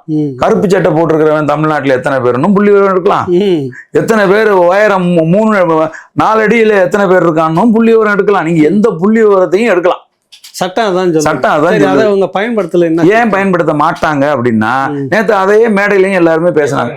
அதுல வந்து மிக முக்கியமா வந்து பீகார்ல வந்து அந்த புள்ளி விவரம் இப்ப இதுக்கு பிறகு வந்து இவங்க எடுப்பாங்களான்னு பாருங்க, எடுக்க மாட்டாங்க. பீகார்ல வந்து புள்ளி விவரத்தை எடுத்து அவன் அந்த அரசு அறிவிக்குது, யார் யார் என்னென்ன சமூகம் எவ்வளவு இருக்கிறாங்கன்றத அறிவிக்கிறாங்க. அதுல அறிவிக்கும் போது மிகவும் பிற்படுத்தப்பட்டோர் பட்டியல்ல 117 சாதி இருக்கிறாங்க. அவங்க பீகார்ல அவங்க வந்து 36% இருக்கிறாங்க எங்க பீகார்ல. ஆனா அந்த 36%த்துல அவங்க சட்டமன்ற உறுப்பினரா எத்தனை பேர் இருக்காங்கன்னா வெறும் 7% தான் இருக்கிறாங்க. அதுதான் இப்ப பீகாருடைய ஆட்சி மாற்றத்திற்கு காரணம். அங்க வந்து ஒரு பெரிய நெருக்கடியை சூழலை உருவாக்கி இப்ப இந்த பார்லிமெண்ட்ல எல்லாம் பயங்கரமா எதிரொலிச்சிச்சு. அப்ப என்னன்னா, அந்த சமூகம் நம்ம இவ்வளவு பேர் இருக்கிறோம், நம்ம இவ்வளவு ஓட்டு போடுறோம், அப்ப நம்ம இவ்வளவு இருந்துகிட்டு நமக்கு பிரதிநிதித்துவம் இல்லாம இருக்கடான்னு. கல்வி, வேலை வாய்ப்பு, அது போக அரசு அதிகாரம், இப்ப எல்லாத்துலயுமே அவனுக்கு கம்மியா இருக்கிறாங்க. அந்த புரிதல் வந்துரும்ல. அதனாலதான் அதை வந்து இப்ப எப்படி வந்து ஏதாவது ஒரு வகையில பயன்படுத்தணும்ன்றதுக்காகத்தான் ராகுல் காந்தி இந்த 2024 என்ன சொன்னாருன்னா, எல்லா இடத்துலயும் சாதிவாரி கணக்கெடுப்பை நாங்கள் வந்தால் நடத்துவோம்னு சொன்னார். காரணம் என்னன்னா, இது வந்து பீகார்ல எதிரொலிச்சது போல இந்தியா முழுமைக்கும் எதிரொலிக்கும். அதனாலதான் அந்த ஆள் யார் நிதிஷ்குமார் இருக்கார்ல, அவர் இந்திய கூட்டணியில இருந்து பிஜேபிக்கு போனதுக்கு காரணமே என்னன்னா இதுதான். எதுக்குன்னா, இவன் வந்து திருப்பி வந்து போய் சாதிவாரி கணக்கெடுக்க எடுக்கணும்ன்றான். இப்ப இங்க இருக்கிற சாதிகளுக்கெல்லாம் வந்து பிரதிநிதித்துவம் கொடுக்கணும்னு சொல்லிட்டானா என்ன பண்றது அப்படின்னு சொல்லிட்டு தான் அந்த ஆள் வந்து நேரா வந்து பிஜேபிக்கு ஓடினாப்ல இந்திய கூட்டணியில இருந்து. அப்ப இது போல வந்து தமிழ்நாட்டுல எடுத்தா என்ன நிலைமையாகும் பாருங்க. சரி, ராகுல் காந்தி சொல்றாரு, ஏன் அது வந்து ஸ்டாலின், அந்த கூட்டணியில் இருக்கிற ஸ்டாலின் அவர்களுக்கு ஏன் செய்ய மாட்டாருன்னா, அது தெரிஞ்சிருச்சுன்னு வைங்க. புள்ளி விவர அதாவது மக்கள் சாதிவாரி கணக்கெடுப்பு நடத்தியாச்சுன்னா, ஐயா முத்துவேல் கருணாநிதி ஸ்டாலின் இருக்காங்கல்ல, அவங்க சாதியில எத்தனை பேர் இருக்காங்கன்னு தெரிஞ்சிடும். அவங்க சாதியில குறைஞ்சபட்சம் ஒரு 3000-4000 பேர் தான் தமிழ்நாட்டுல இருப்பாங்க. இல்ல கூடுதலா இருப்பாங்க. அது எண்ணிக்கை எவ்வளவுன்னு தெரிஞ்சிடும். சரி, எண்ணிக்கை எவ்வளவுன்னு தெரிஞ்சா அது 1% கூட வராது. அப்ப இல்ல 25,000 பேர் இருப்பாங்க. சரி, 25,000 பேர் இருக்கான்னு வச்சுக்கோங்க. இங்க இருக்கக்கூடிய பல கோடி பேரை தமிழர்களை ஒரு 25,000 பேர் இருந்துகிட்டு அவங்க அப்பா காலத்திலையும் அவங்க தான் முதல் பொறுப்புல இருக்காங்க, 2வது பொறுப்புலயும் இருக்காங்க. அதுக்கப்புறம் ஸ்டாலின் ஐயா காலத்திலயும் அவர் தான் முதல் பொறுப்புல இருக்காரு, அவங்க தான் 2வது பொறுப்புல இருக்காங்க. இது வந்து நேற்று அவரு சீமானம் பேசும்போது, கருணாநிதிக்கு அடுத்தது ஸ்டாலின் முதலமைச்சர்ன்றதே சனாதனம் தானே. அது உண்மைதான் இல்ல, கரெக்டா? ஆமா. ஸ்டாலினுக்கு அடுத்தது ஒன்னு அவர் உதயநிதியும் துணை முதல்வர்னு கொடுத்தது, இதுவே சனாதனம் தானே. உங்ககிட்ட இருக்கு, நீங்க சனாதனத்தை பத்தி பேசுறீங்க அப்படின்னு அவர் சொல்றாரு. நல்ல விஷயம் தானே, அருமையான விஷயம். அதே மாதிரி வந்துன்னு இது சமூக நீதியாங்கிற கேள்வி வருது. இது சமூக நீதி, நீ தொட்டதுக்கெல்லாம் நாங்க தான் சமூக நீதிக்கே குத்தகை எடுத்து வச்சிருக்கிறோம் அப்படின்னு பேசுறீங்கல்ல. அப்ப உங்க வீட்டுக்குள்ள 2 பதவியை வச்சுக்கிட்டு சிறுபான்மையினர் இருக்கிற 25,000 பேர் கூட இல்லாத ஒரு சாதி. இப்ப என்ன கேக்குறேன்னா, 25,000 பேர் இல்ல, நம்ம மக்கள் தொகையின் அடிப்படையில வந்து ஒரு 9 கோடி இருக்கிறோம் வச்சுக்கோங்க. தமிழ்நாட்டுல 9 லட்சம் பேர் இருந்தா தான் 1%. அப்ப பாத்துக்குங்க. அப்ப நீ என்ன பாயிண்ட்ல நீ இருக்கிறேன்னு பாத்துக்கிட்டு நீ என்னை ஆட்சி செய்வேடா என்னடா அர்த்தம்னு எல்லா பேரும் எந்திரிப்பான்ல கேள்வி கேட்பான்ல. அதுதான் சொல்றேன் பாருங்க. கிறிஸ்துதாஸ் காந்தி, அவர் முன்னாள் IAS அதிகாரி இருக்காருல்ல, அவர் வந்து ஒரு பட்டியல் வெளியிட்டிருக்காரு. 2011 எடுத்த கணக்கெடுப்படி இப்ப வரைக்கும் யாருன்னா SC/ST மட்டும் கணக்கெடுக்கிறாங்க. அது குறிப்பா SC கணக்கெடுத்து ஒவ்வொரு 10 ஆண்டுகளுக்கு ஒரு முறையும் காட்டுறதா 2011 கணக்குப்படி சொல்றாங்க. பறையர்கள் 93 லட்சம் பேர் இருக்கிறோம்னு சொல்றாரு 2011. இப்ப கிட்டத்தட்ட பார்த்தா இன்னும் ஒரு 14 வருஷம் ஆச்சு. இப்ப 1 கோடியை தாண்டி இருக்கும். ஏண்டா 1 கோடி பேர் நான் இருக்கேன், நீ 1% கூட இல்லை. கேள்வி அதுதான் இப்ப நம்ம சொல்றோம். என்ன சொல்றோம்னா, ஒரு மிகப்பெரிய பெரும்பான்மை தமிழ் சமூகம் ரொம்ப மிகச்சிறிய சிறுபான்மையா இருக்கிற கூட்டத்தால் வந்து ஆட்சி செய்யப்பட்டு அவங்கிட்ட போய் உரிமைக்கு கெஞ்ச வேண்டி இருக்கு. பஞ்சமி நிலத்தை மீட்டு கொடுங்க ஐயா, கணக்கெடுப்பிடுங்க ஐயா, எங்களெல்லாம் அடிக்கிறா ஐயா, அப்படின்னு யார்கிட்ட போய் கெஞ்ச வேண்டி இருக்குன்னா ஒரு பெரும்பான்மை சமூகம். ஐயா, எங்களை கோயிலுக்குள்ள இது என்ன காரணம்? என்ன காரணம் என்ன தம்பி? காரணம் சொல்லுங்க. மூளை செலவை செய்யப்பட்டு பேச்சுக்கு மயங்கின அகிரிணைகளா ஆக்கி வச்சிருக்காங்க. நாங்க தான் இருக்கிறோம் உங்களுக்காக, இல்ல உங்களுக்காக நாங்க செய்யறோம் கிடையாது. நாங்கள் தமிழர்கள், நாம் தமிழர்கள், நம்ம எல்லாரும் வந்து திராவிடர்கள். சாதி எல்லாம் நீங்க பேசக்கூடாது. இங்க வந்து சாதி ஒழிக்கப்பட்டு சாதியை பார்த்து சீட்டு கொடுப்போம், சீட்டு கொடுப்போம், சாதியை பார்த்து வேட்பாளர் நிறுத்துவோம், சாதியை பார்த்து மாவட்ட செயலாளர் கொடுப்போம். புரியுதா உங்களுக்கு? ஆமா, தமிழர்களா திராவிடர்களா அப்படிங்கிற ஒரு குழப்பமான மனநிலையை உருவாக்கி இங்க இருக்கிற தமிழர்களை இன்னைக்கு வந்து பாத்தீங்கன்னா என் பாட்டன் பூட்டன் அதுக்கப்புறம் என் சித்தப்பன் பெரியப்பன் வரைக்கும் என்ன நினைச்சுக்கிட்டு இருக்கான்னா, இவங்கள கருணாநிதி, இப்ப நான் சொல்றேன் உங்களுக்கு ஓப்பனா சொல்றேன் பாருங்க, சீமான் அப்படின்னு ஒரு தலைவர் வந்து வராம இருந்திருந்தா நாங்கெல்லாம் கலைஞர் கருணாநிதியை தமிழன்னு நம்பியிருப்போம். ஆமா, எல்லாருமே உங்களுக்கு ஜெயலலிதாவை தமிழச்சின்னு நினைச்சிருப்போம், எம்ஜிஆரை தமிழன்னு நினைச்சிருப்போம், விஜயகாந்த் தமிழன்னு நினைச்சிருப்போம்.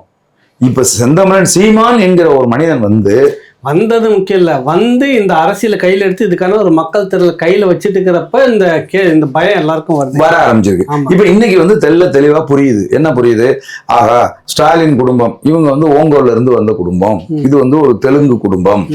அதுக்கப்புறம் இங்க இருக்கிற தமிழன் எல்லாத்தையும் அவர்கள், அதாவது மாற்று தேசிய இனத்தை சேர்ந்தவர்கள், மாற்று மொழி பேசுகிறவர்கள் வளமா வாழ்றதுக்காக இங்க இருக்கிற தமிழர்களை ஏமாத்தி திராவிடன் அப்படின்னு சொல்லி ஒரு வார்த்தையை வச்சுக்கிட்டு அதுக்குள்ள இவங்க எல்லாரையும் உள்ளுக்குள்ள கொண்டு வந்துட்டாங்க.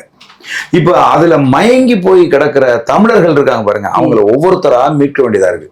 அந்த மீட்பின் ஒரு வெற்றி தான் நேற்று நடந்த சாதிவாரி கணக்கெடுப்பும் பஞ்சமி நில உரிமை மீட்புங்கிற அந்த போராட்டம். ஏன் அப்படின்னா, சாதியை திணிச்சு சாதி ரீதியா பிரிச்சு இருந்த தமிழ் சமூகத்தின் தலைவர்களை தமிழ் தேசியம் அப்படிங்கிற ஒரு கொடைக்குள்ள கொண்டு வந்து மேடை ஏத்துனது ஒரு பெரிய வரலாற்று சிறப்பு மிக்க ஒரு நிகழ்ச்சி. சரி, மேடை ஏத்துனது எல்லாம் கிராண்டு எல்லாம் சிறப்பு எல்லாம் கொண்டாடிட்டு இருக்க, அங்க ஒரு சலசலப்பு வந்து வீடியோ வந்துருக்குது. என்ன கதை அது? இல்லைண்ணே, அது இல்ல அதை முழுசும் தெரிஞ்சுக்கலாம் தான் கேட்டேன். நான் இந்த பக்கத்துல இருந்தா எனக்கு தெரியாது.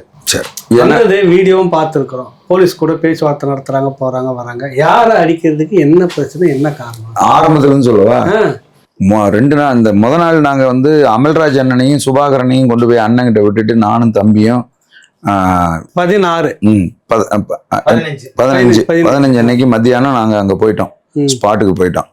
அப்போ அங்க இருந்து எனக்கு தம்பி திருப்பூர்ல இருக்கிற விடுதலை சிறுத்தைகளில் பயணிக்கிற தம்பி சமரன் அவர்கள் எனக்கு ஃபோன் பண்ணாங்க. ஃபோன் பண்ணி சொன்னாங்க, அண்ணா யார் அண்ணன் வர்றது நிகழ்ச்சிக்கு அப்படின்னு கேட்டாரு. நான் சொன்னேன், இந்த மாதிரி வினோத் வர்றாரு, வேசிக்காவில் இருக்கிற தம்பி சமரன், பத்திரிகையாளர் சமரன் இருக்காருல, அவர் கேட்டார். அப்ப நான் இவங்கெல்லாம் வரேன். அவர் மதிப்புக்குரிய தம்பி சமரனுடைய மனைவி தான் அந்த திருப்பூருக்கு கவுன்சிலர், அவங்க தான். இப்போ அவங்கள்ட்ட நான் சொல்லும்போது இந்த நேரம் கலந்துக்கிறாங்க போது ஏர்போர்ட் மூர்த்தி, வினோத் இவங்கெல்லாம் கலந்துக்கிறாங்க அப்படின்னா எல்லாம் வேற வேற சாதியை சேர்ந்தவங்களா இருக்காங்களே. ஆமா தம்பி, மற்ற சாதியினர் அனைவருமே வந்து கலந்துக்கிறாங்கன்னு. அப்போ அவர் சொன்னாரு, அண்ணே இவங்கெல்லாம் கலந்துக்கிறது எனக்கு பிரச்சனை இல்லை, எனக்கு ஏர்போர்ட் மூர்த்தி வர்றது எங்களுக்கெல்லாம் ஒரு நெருடலா இருக்குண்ணே. ஏர்போர்ட் மூர்த்தி நாம் தமிழர் மேடையை பயன்படுத்திக்கிட்டு எங்க அண்ணனை வந்து தரம் தாழ்ந்து விமர்சிக்கிறாரு, ஒருமையில வந்து பேசுறாரு. இது விடுதலை சிறுத்தைகள் வந்து நிறைஞ்சிருக்கிற ஒரு பகுதி, இந்த பகுதி இங்கேயும் வந்து மேடையில ஏறி அவர் அப்படி பேசினார்னா அது நல்லா இருக்காதுண்ணே, அதை நீங்க கொஞ்சம் பேசி சரி பண்ணிருங்கண்ணே. அவர் வர்றதை பத்தி எனக்கு பிரச்சனை இல்லை, பட் அதை பேசி சரி பண்ணிருங்க அப்படின்னு சொன்னாங்க. அதுக்கு முன்னாடி நாங்க வந்து ஒரு மரியாதை செய்யறோம். அதான் அடுத்தது சொல்றேன் சொன்னாங்களா? சொன்னாங்க. இப்போ வந்து நான் வந்து என்ன சொல்றேன் அப்படின்னு சரி தம்பி நான் அதை நான் பேசிக்கிறேன் அப்படின்னு சொன்னாப்புல.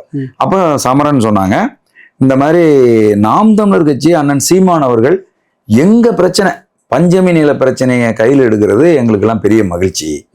அதனால இந்த ஊர்வலம் வந்து எங்க தெரு வழியா தான் இப்படி திரும்பி வரப்போகுது. அப்படி வரும்போது எங்க தெருக்கிட்ட நாங்கள் விடுதலை சிறுத்தை கட்சியை சேர்ந்தவர்கள் திரண்டு இருந்து அண்ணனுக்கு நாங்கள் வந்து ஒரு மரியாதை செலுத்துறோம். ஆமா, ஒரு சால்வை போட்டு நாங்க வந்து வாழ்த்து சொல்லி நன்றி சொல்றோம். இருக்கிறதுல கொஞ்சம் பக்குவப்பட்ட தம்பி அவரு சமரன் அப்படின்னு சொன்னாரு. ஆனா சொன்னேன், சரி தம்பி நான் அண்ணன்ட்ட நான் நேரடியா பேசிக்கிறேன்ட்டு நாங்க அண்ணன்கிட்ட போறோம். அப்படி போகும்போது வீட்லயே அண்ணன்கிட்ட வந்து ரூம்லயே வச்சு நான் சொல்றேன், அண்ணன் இந்த மாதிரி அங்க வந்து விடுதலை சிறுத்தைகள் வந்து ஊர்வலம் வருகிற போது அண்ணனுக்கு வந்து மரியாதை செலுத்தணும்னு சொன்னாங்க. அப்ப அண்ணன் சொன்னாரு, அதெல்லாம் என்ன தம்பி, நம்ம பிள்ளைங்க தானப்பா, அதனால ஒண்ணும் கிடையாது, அவங்க நம்ம வருவல போது அப்படியே அவங்கள சந்திச்சுட்டு பார்த்துட்டு பேசிட்டு அப்படியே வந்துருவோம் அப்படின்னு அண்ணன் சொல்லிட்டாங்க. சால்வை மட்டும் வேணாம், சால்வை வேணாம்னு நான் சொன்னேன். ஆமா, இப்ப நான் வந்து சால்வை அண்ணன் வாங்கிக்க மாட்டாரு, நீங்க வந்து புத்தகங்கள் கொடுங்க, சமரன் வந்து புத்தகம் நிறைய இருக்கு, உங்க புத்தகத்தையே ஒரு புத்தகத்தை கொடுங்க தம்பி அப்படிங்கிற மாதிரி நான் சொன்னேன். இப்ப இது முடிஞ்சுது. இது இந்த இது இந்த சம்பவம் வேற, இந்த மூர்த்தி சம்பவம் வேற. மூர்த்தி சம்பவத்தை அவர் சொன்ன உடனே நான் உடனே தம்பி பாக்கியாவுக்கு ஃபோன் பண்றேன். தம்பி மூப்பாட்ட வந்து நான் பேசினேன், பாக்கியாவுக்கு சொல்லுங்கண்ணே, சொல்லி மூர்த்திக்கிட்ட சொல்ல சொல்லிருங்கண்ணே அப்படின்னு சொன்னாப்புல.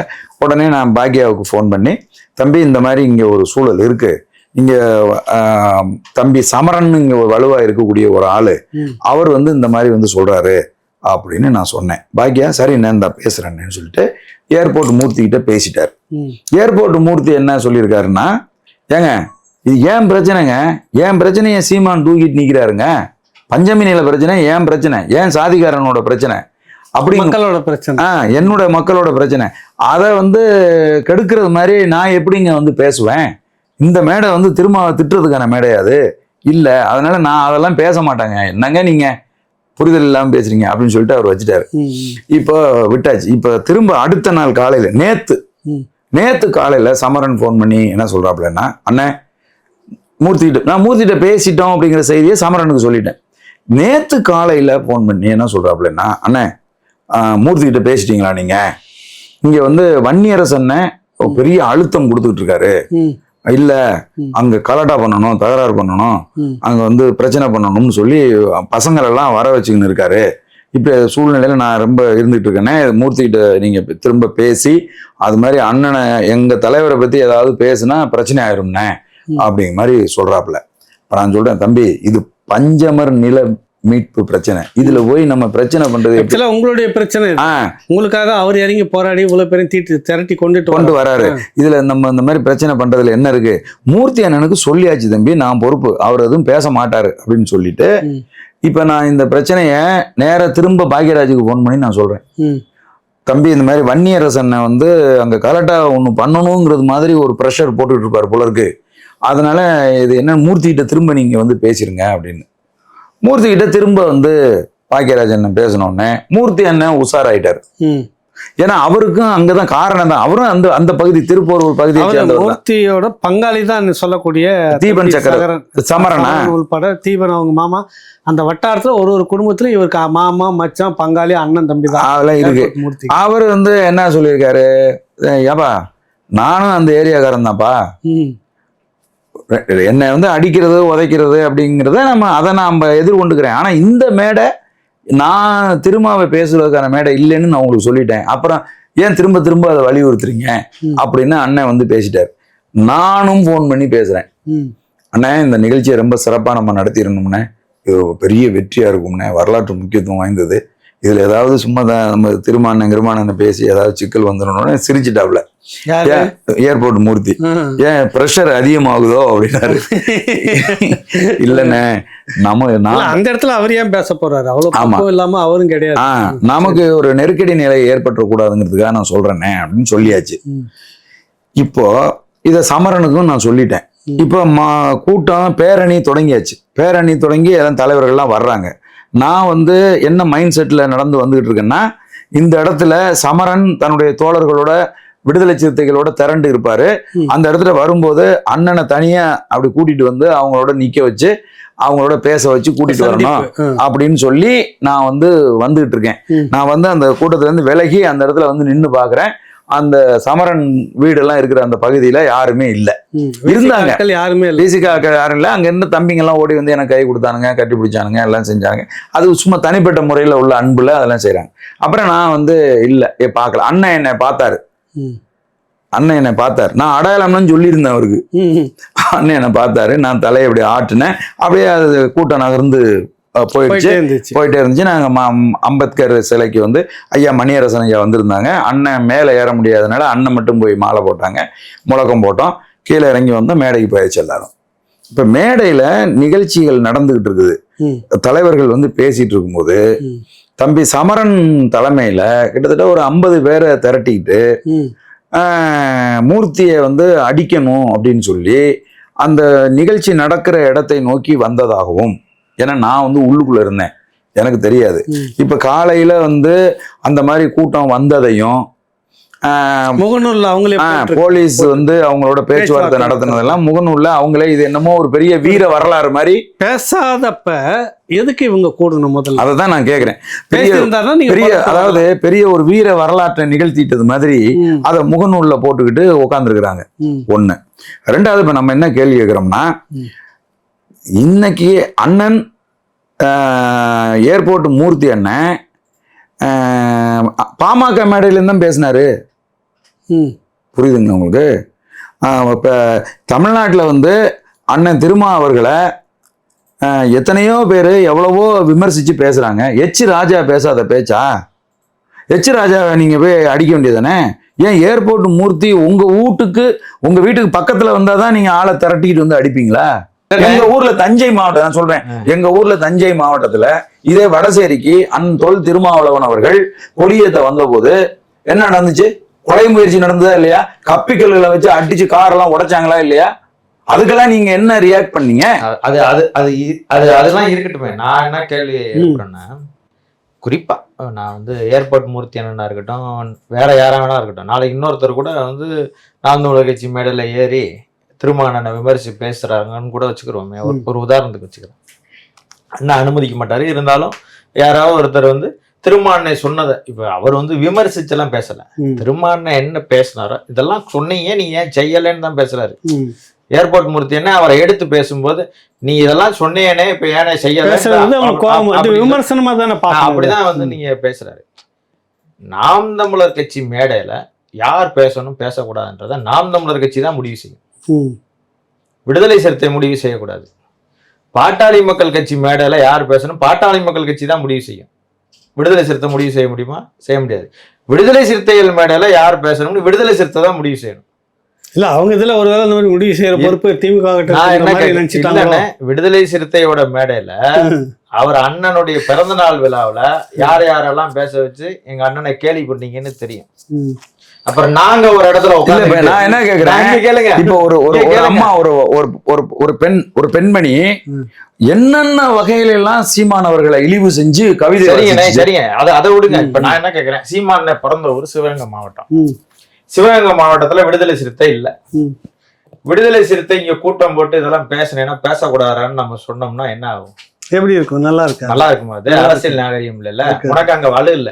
நீ வட மாவட்டத்துல கூட்டமா இல்ல. தஞ்சையில அப்படித்தானே நடந்துச்சு. அதான் சொல்றேன். தஞ்சையில செங்குட்டுவன் வாண்டையார் உயிரோட இருந்த போது திருமாவை நான் என் ஊருக்குள்ள நுழைய விட மாட்டேன்னு சொல்லி அங்க வந்து பிரச்சனை பண்ணுனானா இல்லையா? அதுதான் அடிச்சாங்க. அதுதான் அது மாதிரிதான் நான் சீமான ஊர்ல சொல்றேன். கேக்குறது என்னன்னா, அங்கெல்லாம் உங்க வீரத்தை இவன் பறையங்கிறதுனால இவனை அடிக்க வரீங்களான்னு நான் கேட்கிறேன். சகோதரன் அது மேடையில பேசிட்டாங்கன்னு பரவாயில்ல, பேசுறதுக்கு முன்னாடி வந்து வீரத்தை காட்டுறது, எதிர்ப்பை காட்டுறது, ஏதோ அவருக்கு நிர்பந்தம், அதனால அவர் செய்திருக்கிறாரு. நிர்பந்தம் என்னன்னா அவர் தான் சொல்றாரு, நெருக்கடி வன்னியரசு அண்ணன் கொடுக்குறாருன்னு தான் சொல்றாரு.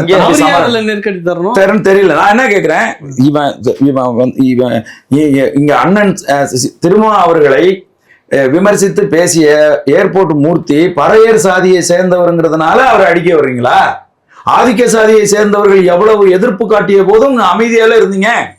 இப்ப நான் என்ன கேக்குறேன்னா, இதுவா ஜனநாயகம்? வெள்ளும் ஜனநாயகம்னு நீங்க ஒரு பெரிய மாநாடு நடத்துனீங்களப்பா, எங்களுக்கு எல்லா தமிழ் சமூகத்துக்கே பாடம் நடத்துனீங்களே. ஜனநாயகம்னா என்னன்னு? இல்ல, அது யாருக்கு நடத்துனாங்க? தமிழ்நாட்டில் இருக்க எல்லாருக்கும் தான். தப்பு நீங்க. சரி, அதை விடுங்க. யாருக்கோ ஒண்ணு நடத்தினாங்க அவங்க. இப்ப நான் இல்லைங்கண்ணா சொன்னாக்கா உடனே போன் பண்ணி இங்கதான் பேசுவாங்க நமக்கு. அண்ணா நான் இப்ப சொல்றேன்னு, இப்ப நான் கேட்கிறேன் கேளுங்கண்ணே. ஏர்போர்ட் மூர்த்தி அவர்கள் மேடையில விமர்சித்து பேசுறார் அப்படின்னு சொன்னா அதுக்கு ஜனநாயக முறையான பதிலடிங்கிறது என்ன? ஆட்களை திரட்டி கொண்டு வந்து தாழ்த்தப்பட்ட மக்களுடைய நில மீட்புக்காக நடக்கிற இப்ப அனைத்து சாதி தலைவர்களும் அங்க இருந்தாங்க. எல்லாமே கிட்டத்தட்ட தமிழ்நாட்டிலே மிக முக்கியமான தலைவர்கள். நீங்க இந்த வேலையை செஞ்சிருந்தீங்கன்னா அண்ணன் மதிப்புக்குரிய தொல் திருமாவளவன் அவர்கள் மீது எவ்வளவு பெரிய ஒரு மரியாதை குறைவு ஏற்பட்டிருக்கும். இப்படியான ஆட்களை வச்சிருக்கிறாரு அண்ணன் திருமாவளவன் அவர்கள் அப்படின்னு நினைச்சிட மாட்டாங்களா அவரை? இப்ப நீங்க வந்து அந்த அந்த இடத்துல இருந்த அனைத்து சாதியினர் இருக்காங்கல்ல, ஆதிக்க சாதியினர் எல்லாருமே அவங்க என்ன நினைச்சிருக்காங்க, அவங்க என்ன நினைப்பாங்க, நம்ம அவங்களுக்காக போராடுறதுக்கு இந்த மேடையில வந்து நிக்கிறோம், இவங்க இப்படி பண்ணிட்டு இருக்காங்க அப்படின்னு நினைக்க மாட்டாங்களா? இதை சிந்திப்பதற்கு ஏன் உங்களுக்கு சிந்தனை இல்லையா உங்களுக்கு? நான் கேக்குறேன். இங்க போய் இதை செஞ்சோம்னா நம்ம கடுமையாக விமர்சிக்கப்படுவோம். இப்படி இதுக்கு இவ்வளவு மெனக்கெட்டு இருக்காங்களா அந்த தோழர், இப்படி மெனக்கிறத விட இதே அந்த இடத்துல பஞ்சமணியில மீட்பு போராட்டம் அவங்க ஒண்ணு மெனக்கிடலாம்ல. இல்ல அதுதானே சரி, அதை விட விடுங்க, நான் சில கருத்துக்களை வைக்கிறேன். இப்போ வந்து அவங்க திருப்பூரூர்ல பலமாவே இருக்கட்டும், விடுதலை சிறுத்தைகள் பயங்கரமா கொடி கட்டி பறக்கிறதா கூட இருக்கட்டும், அங்க வந்து திருப்பூரூர் சட்டமன்ற உறுப்பினர் வந்து விடுதலை சிறுத்தைகள் தான், SS பாலாஜி தான் உறுப்பினர். லோக்கல்ல கவுன்சிலர் சமரன் நம்ம தோழர் தான், அவங்க மனைவி தான் இப்ப வந்து அவங்க இதா இருக்கிறாங்க. இப்ப நான் உளவுத்துறையில விசாரிச்ச வரைக்கும் உளவுத்துறையில என்ன சொல்றாங்கன்னா, கிறிஸ்டோபர் அப்படின்ற ஒருத்தரோட பேர் தலைமையில தான் அந்த ஆட்கள்லாம் திரண்டாங்க அப்படின்னு. அது வந்து சமரன் அவர்களின் பேர் எங்க அடிபடுது அப்படின்னா, அவருடைய அலுவலகம் அங்க இருக்குது, அந்த அலுவலகத்தின் வாசல்ல நடந்ததுனால சமரன் தம்பி இணையத்துல செய்தி வந்துருக்குல்ல, கட்சியில இருக்கிறவங்க எல்லாரும் வரும்போது அவர் இல்லைன்னு மறுக்க முடியாதுல்ல உங்களுக்கு. இல்லப்பா, இணையத்துல அவர் தான் போலீஸ் கிட்ட பேசுறாரு, அது பேசி இருக்கிறாங்கன்னு அவர் அங்க இருக்கிற நம்ம நட்பின் அடிப்படையில பேசுற. இப்ப நம்மள யாருன்னே தெரியலன்னா நம்மள்ட்ட எப்படி பேச போறாரு சொல்ல முடியும். நான் என்ன கேக்குறேன் தம்பி, இல்ல நான் அந்த ஒரு கேள்வி வச்சிருக்கிறாங்க. கிறிஸ்டோபர் தலைமையில இது பண்ணிருக்காங்க. நீங்க தான் அங்க இப்ப ஆளுங்கட்சியா இருக்கிறீங்க, நீங்க இப்பதான் அங்க சட்டமன்ற உறுப்பினர், நாங்க பெரிய கோட்டை, நாங்க இல்லைன்னா இங்க ஒண்ணுமே செய்ய முடியாதுன்னு நீங்க தான் மாறுதட்டிக்கிறீங்க. உங்க வீரதர செயலாம் நான் பாராட்டுறேன். விடுதலை சிறுத்தைகள் தான் அங்க பயங்கர கோட்டையா இருக்கு, அப்படியே வச்சுக்கிறோம். சமரன் அவர்களுக்கு அங்க வந்து அவங்க மனைவி கவுன்சிலர் ஆயிட்டாங்க. தமிழ்நாட்டினுடைய முதலமைச்சர் உள்ளாட்சி தேர்தலில் அறிவிச்சாரு, திருப்போரூர் பேரூராட்சியினுடைய துணைத் தலைவர் பதவி வந்து விடுதலை சிறுத்தைகளுக்கு கொடுக்கப்படுதுன்னு கூட்டணியில அறிவிச்சிட்டாங்க. தாமா அன்பரசன் அமைச்சர், அவர் தான் இன்சார்ஜ் காஞ்சிபுரம் செங்கல்பட்டு. அவர் போய் அவர் திமுக தரப்புல போய் வேற ஒரு வேட்பாளரை நிறுத்தி அவங்க துணைத் தலைவர் அவங்க எடுத்துட்டாங்க, தலைவர் அவங்களை எடுத்துட்டாங்க, துணைத் தலைவர் எடுத்தாங்க. அன்னைக்கு இந்த வன்னியரசு அவர்களும், வன்னியரசு சொன்னாரா சொல்லலையான்னு நமக்கு தெரியாது, சொல்றேன். வன்னியரசு சொன்னதா என்கிட்ட சொன்னாரு தம்பி, நான் சொல்றேன், சொன்னாரா சொல்லலையான்றதை விடுங்க. இல்ல இதுக்கு இவ்வளவு முக்கியத்துவம் கொடுக்கறது ஏன் அன்னைக்கு ஒரு வன்னியரசு அவர்கள் இல்ல அங்க இருக்கிற திருப்பூரூர் சட்டமன்ற தொகுதியினுடைய ஜாம்பவான் இன்னைக்கு இருக்கிற SS பாலாஜி அவர்கள் 2 பேரும் இங்க இருந்து பல லட்சக்கணக்கான விடுதலை சிறுத்தைகளை திரட்டிட்டு போய் மிரட்டி, யார தாமா அன்பரசனை மிரட்டி துணைத் தலைவர் பதவியை வென்றிருக்கலாமே, வென்றிருக்கலாம்ல, வென்றிருக்கலாம். அன்னைக்குல நீங்க உங்க வீரதர செயலை செஞ்சிருக்கணும். அது வந்து விசிகாவுக்கும் திருமாவுக்கும் செட்பேக் ஆகும், பாதிப்பும் கட்சி மேலிடம். அப்ப இங்க வந்து அண்ணன் சீமான் அவர்கள் வந்து நம்ம சண்டை போடக்கூடாதுன்னு சொல்றதுனால ஒரு தடவை அடிச்சு பார்ப்போம்னு சொல்லி பாக்குறீங்களான்ற கேள்வி இதுல அவங்களுக்கு பாருங்க. இப்ப நான் என்ன சொல்றேன், இங்க பாருங்க, நான் இப்பவும் சொல்றேன், எங்க மேடையில பேசுற ஏர்போர்ட் மூர்த்திக்கு ஏதாவது ஒண்ணு ஆச்சோ, அவரை நீங்க ஏதாவது செய்யணும்னு நினைச்சாலோ விளைவு கடுமையா இருக்கும், அதுல எந்த மாற்று கருத்து இல்லை. நாங்க வந்து இப்ப அண்ணா வந்து வேண்டாம்னு சொல்லிட்டு இருக்காரு, நீ வேணும்னு சொன்னா அது வேணும்னு முடிஞ்சிருச்சுன்னா அது ஒண்ணு பண்ணுவேன். ஏன்னா அண்ணன் எப்பவுமே என்னைய சொரிஞ்சு விடாத, என்னைய திருப்பி விட்டுட்டேன்னா வேற மாதிரி ஆயிரும்னு சொல்லிக்கிட்டு இருக்கிற ஆளு. அதனால எங்க இடத்துக்கு வர்றவரை நீங்க யாரா இருக்கட்டும், அது விடுதலை சிறுத்தைகளா இருக்கட்டும், அண்ணா உங்களுக்கு தெரியும் பாட்டாளி மக்கள் கட்சி நேரடியா அது என்ன நம்ம இவங்க அரசேந்திர சோழனுடைய விழாவில் பறையடிக்க கூடாதுன்னு சண்டை போட்ட போது மேடையிலே சொன்ன, யாரா அவனை அடிச்சு கூட்டிட்டு வாடான்னு சொல்லி சொன்னாரு. எவன்டா அவன், நான் வர்றதுக்கு முன்னாடி பறை அடிக்க கூடாது, அது அடிக்க கூடாது, நீங்க பறைய அடிக்க கூடாது அப்படி இப்படின்னு சொன்னது யாரா, எவன்டா அவனை கூட்டு வாடான்னு சொல்லி சொன்னாரு. அந்த இடத்துல பாட்டாளி மக்கள் கட்சியின் கோட்டை, அங்க வன்னியர்கள் நாங்க அதிகமா இருக்கோம், இங்க பறை அடிக்க கூடாதுன்னு சொன்னாங்க. அங்க கூட்டம் போட்டு இது ஆதி தமிழர் விடுதலை பிரம்மசத்திரமா பிரம்மசத்திரமா ஏதோ பேர் அந்த ஊர், அந்த ஊர்ல கூட்டம் போட்டு பாட்டாளி மக்கள் கட்சியின் கோட்டை அங்க வந்து போட்டு பேசினாரு. அதுக்கு அடுத்த நாள் அந்த ஊர்ல இந்த கூட்டம் நடத்தின நம்ம கட்சியோட பொறுப்பாளர் ஒருத்தன் தான் இருக்கான். அவன் பறையரும் கிடையாது, வேற இல்ல, அவன் ஒரு ஒடுக்கப்பட்ட சமூகத்துல உள்ள பையன். அந்த பையனை ஊரை விட்டே காலி பண்ணி விட்டாங்க. அவன் வந்து ஒரு வருஷம் நாங்க செங்கல்பட்டுல கூட்டு வந்து ஒரு கடையில வேலைக்கு சேர்த்து விட்டு அவன் அங்க வேலை செஞ்சுக்கிட்டு இருந்தான். அப்ப அந்த அளவுக்கு நெருக்கடி இருந்துச்சு. அங்க கூட அண்ணன் பாட்டாளி மக்கள் கட்சியை எதிர்க்க கூடாது அப்படின்னு சொல்லி தான் நினைச்சாரு. ஆனா சண்டேன்னு வந்துச்சுன்னா இவங்க பாட்டாளி மக்கள் கட்சியோட ஒதுங்கி போறோம், விடுதலை சிறுத்தையோட ஒதுங்கி போறோம்னா, என் கட்சிக்காரனை ஒருத்தனை தொட்டுட்டு என் கட்சியினுடைய ஆதரவாளர் யாரையா ஒருத்தரை தொட்டுட்டா கட்சி எப்படி விடும் அது எல்லாருக்கும் அந்த பொறுப்பு இருக்கும். எல்லாருக்கும் வரும். எல்லா கட்சியும் அந்த எண்ணத்தோட அடுத்து தான் என்ன செஞ்சாங்கன்னா அடுத்த நாள் வந்து அங்க லோக்கல்ல இருக்கிற வன்னியர்கள், அங்க இருக்கிற பாட்டாளி மக்கள் கட்சிக்காரங்க எல்லாரும் திரண்டு எப்படி வந்து சீமான் வந்து இது பண்ணிட்டு போலாம், அதெல்லாம் விட மாட்டான் ஆச்சா பூச்சான்னு சொல்லி இப்ப அந்த வழக்கு நடந்துகிட்டு இருக்கு, சண்டை நடந்த வழக்கு நடந்துகிட்டு இருக்கு. இப்ப அங்கேயும் போய் இது பண்ணாங்க, சீமான் வந்து அப்படி சொல்லிடுவானா அப்படி சொல்லுவானா, நீங்க வந்து பேசிட்டு விட்டுருவோமா அப்படிலாம் பேசினாங்க. ஆனா அடுத்த நாள் இவர் அன்புமணி என்ன கூப்பிட்டு சொல்லி அதெல்லாம் செய்யக்கூடாது, நிலைமை மாறி இருக்கு. எல்லா தலைவர்களுக்கும் அந்த எண்ணம் சொன்னாங்கல்ல. சில தலைவர்கள்கிட்ட இந்த மாதிரி இல்ல. இப்ப ஏன் அது நான் என்ன கேக்குறேன், இப்ப வந்து திருப்போரூரில் தான் தோன்றித்தனமாக ஜனநாயகமற்று இப்படி செய்யணும்னு முடிவு பண்ணி செஞ்சாங்களா? இதை அண்ணன் திருமாவளவன் அவர்கள் இதை கண்டிச்சாரா இல்லையா அப்படிங்கிறது தான் இப்ப நம்முடைய கேள்வி.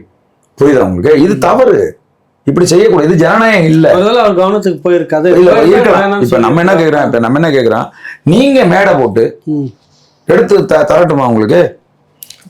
மேல ஏற்றி சீமான திட்ட வச்சிருக்கீங்க கடுமையா. இப்ப நீங்க இப்ப சமீபத்துல மதிப்புக்குரிய அண்ணன் வந்து எல்எல்என் அவர்கள் வன்னியரசு அவர்களை பேசுறதுக்கு மேடையில அறிமுகப்படுத்தும் போது சம்பந்தமே இல்லாம சொல்றாங்க, இந்த மாதிரி ஒரு ஈழத்துக்கே போகாம ஒரு போட்டோவை அந்த கதையை சொல்லிட்டு இருக்கிறாங்க. ஆமா, மாஃபிங் பண்ணி வச்சுட்டு இருக்கிற சூழ்நிலையில ஈழத்துக்கு பல முறை போயிட்டு வந்த அண்ணன் வன்னியரசு அவர்கள்னு அறிவிக்கிறாங்க. இப்ப நம்ம என்ன கேக்குறோம்னா, ஆமா, இது நம்ம என்ன கேக்குறோம்னா, இது இது இது இது தேவை, இது வந்து அந்த இடத்துக்கு அவசியமா இருந்துச்சா? அப்ப நீங்க கடுமையா இதை விட மோசமா விமர்சிக்கிறீங்க. ஒரு பொம்பளைய கூட்டி கொண்டாந்து திருமாவண்ணனோட பிறந்தநாள் நிகழ்வுல அவ கவிதைங்கிற பேர்ல அந்த அம்மா என்னென்னலாம் பேசிச்சு, நீங்க யாராவது கண்டிச்சீங்களா? அத அண்ணன் இருந்தாரு மேடையில, இல்ல அதுல இந்த கருத்துல உடன்பாடு இல்லைன்னு சொல்லிருக்கணும்ல. சொல்லவே இல்லை. அப்ப இது இது நீங்க என்ன வேணா, அப்ப இது என்னது? இதைத்தான் ஆதிக்க சாதி செய்யறான் இத்தனை வருஷமா, இதைத்தான் ஆதிக்க சாதி செய்யறான். உன்னை தூக்கி போட்டு மிதிக்கிறான். அந்த ஆதிக்க புத்தி உங்களுக்கு வருதா? இப்ப நீங்க வந்து இங்க பாருங்க, என்ன கீழே எளிய ஒருத்தன் கிடைச்சிட்டேன்னா அவனை அடிப்பேன், அவனை மடக்கி குத்துவேன். அண்ணா இங்க இருங்க, 30 ஆண்டுகளுக்கு முன்பாக விடுதலை சிறுத்தைகளின் கோட்டைன்னு திருப்போரூர்ல சொல்ல முடியுமா? சொல்லியிருக்க முடியுமா? முடியல. 30 ஆண்டுகளுக்கு முன்னாடி நீங்க கஷ்டப்பட்டு உழைச்சு இந்த மக்களுக்கு ஒரு அரசியல் கட்சியை கட்டி, இயக்கத்தை கட்டி, அதை வந்து பெரும்படையா திரட்டி, பேச்சை கொண்டு வந்து வச்சு பெரும்படையா திரட்டி, பல இடங்கள்ல பாதிக்கப்பட்டு பல இதில் இது பண்ணி இன்னைக்கு வந்து பல சமூகத்தினுடைய தலைவர்களால் ஏற்றுக்கொள்ளப்பட்ட ஒரு தலைவரா நீங்க வந்ததுக்கு பிறகு இந்த வேலையை செய்யலாமா? இன்னைக்கு அண்ணன் தம்பி முக்கியமான விஷயத்தை கவனிங்க. இன்னைக்கு பொது சமூகம் கிட்டத்தட்ட திருமாவண்ணனை வந்து ஒரு அரசியல்வாதியா அங்கீகரிக்கிற ஒரு சூழல் வளர்ந்து வரும்போது நீங்க கீழே இருக்கிற ஆளுங்க எதுக்கு இந்த வேலையை செய்யறீங்கிறதா இப்ப என்னுடைய கேள்வியா இருக்கு. பொது சமூகத்தில் இன்னைக்கு மூத்த ஒரு அரசியல்வாதின்னு திருமா அவர்களை ஒத்துக்கிட்டு வருகிற ஒரு நிலைமையில யாரு ஒத்துக்கிட்டு வராங்க? பொது சமூகத்துல வந்து ஒத்துக்கிறாங்க இல்லன்னா பொதுவா வந்து அவர் கூட வந்துட்டு பெரியார் சட்டையை போட்டுட்டு பெரியார் மாதிரியே பேசிட்டு இருக்கிற சுபவீர பாண்டியன் அவர்களே திருமாவளவன் வெற்றி பெற்றால் பாராளுமன்றத்துல தலித்தோட குரல் எப்பனா பொது கட்சின்னு ஒத்துக்கிறாங்களா? நம்ம யதார்த்தத்தை பேசுவோம். அது திராவிடர்கள் ஒத்துக்க மாட்டாங்க, திராவிடர்கள் ஒத்துக்க மாட்டாங்க, திராவிடர்கள் ஒத்துக்க மாட்டான் ஒருபோதும். தமிழன் ஒத்துக்குருவான். அது கரெக்ட். அவங்க எல்லாம் ஒத்துக்கிட்டு போய் தானே இந்த மேடையில வந்து எல்லாரும் ஒண்ணா சேர்ந்து இப்ப நான் என்ன கேக்குறேன், இப்ப பாட்டாளி மக்கள் கட்சி ஒரு ஒரு விவசாய வரைவு வந்து உருவாக்குறாங்க. ஆமா, அதை தமிழகத்தில் இருக்க எல்லா அரசியல் கட்சிகிட்டையும் கொண்டு போய் கொடுக்குறாங்க. அதை மதிப்புக்குரிய அண்ணன் திருமா அவர்களையும் சந்திச்சு அதை கொண்டு போய் பாட்டாளி மக்கள் கட்சியினுடைய உறுப்பினர்கள் கொண்டு போய் கொடுக்குறாங்க, பொறுப்பாளர்கள் கொண்டு போய் கொடுக்குறாங்க. அப்ப அவரை ஒரு அரசியல் கட்சியா அங்கீகரிக்க உட்பகையை மறந்து அரசியல் கட்சியை அங்கீகரிக்கும் போதுதான் அதை வந்து அவங்க செய்யறாங்க இல்லையா? அது போல இந்த திராவிட சக்திகளும் இந்துத்துவ சக்திகளும் தான் இளையராஜா எப்படி தலிதா பாக்குறாங்களோ அது மாதிரி திருமா அவர்களை இந்த திராவிட சக்திகள் தலிதா பார்க்கும். இங்க இருக்கக்கூடிய தமிழர்கள் அவரை தமிழரை தான் பாக்குறாங்க. புரியுதுங்க உங்களுக்கு? நம்ம கேள்வி என்னன்னா, ஜனநாயகம் அப்படிங்கிறது உங்களுக்கு பயிற்றுவிக்கப்பட்டிருந்தால் நீங்க இன்னைக்கு மேடை போட்டு ஒருவேளை ஏர்போர்ட் மூத்தி தவறா பேசியிருந்தால் இன்னைக்கு நீங்க அதே இடத்துல மேடை போட்டு நீங்க கிளின்னு பேசணும். அதுதான் ஜனநாயகம். புரியுதா உங்களுக்கு? கூட்டத்துக்கு பின்னாடி அங்க வந்து கூட்டம் வச்சு எந்த அளவுக்கு சீமான் அவர்கள் எந்த அளவுக்கு ஜனநாயகவாதினா,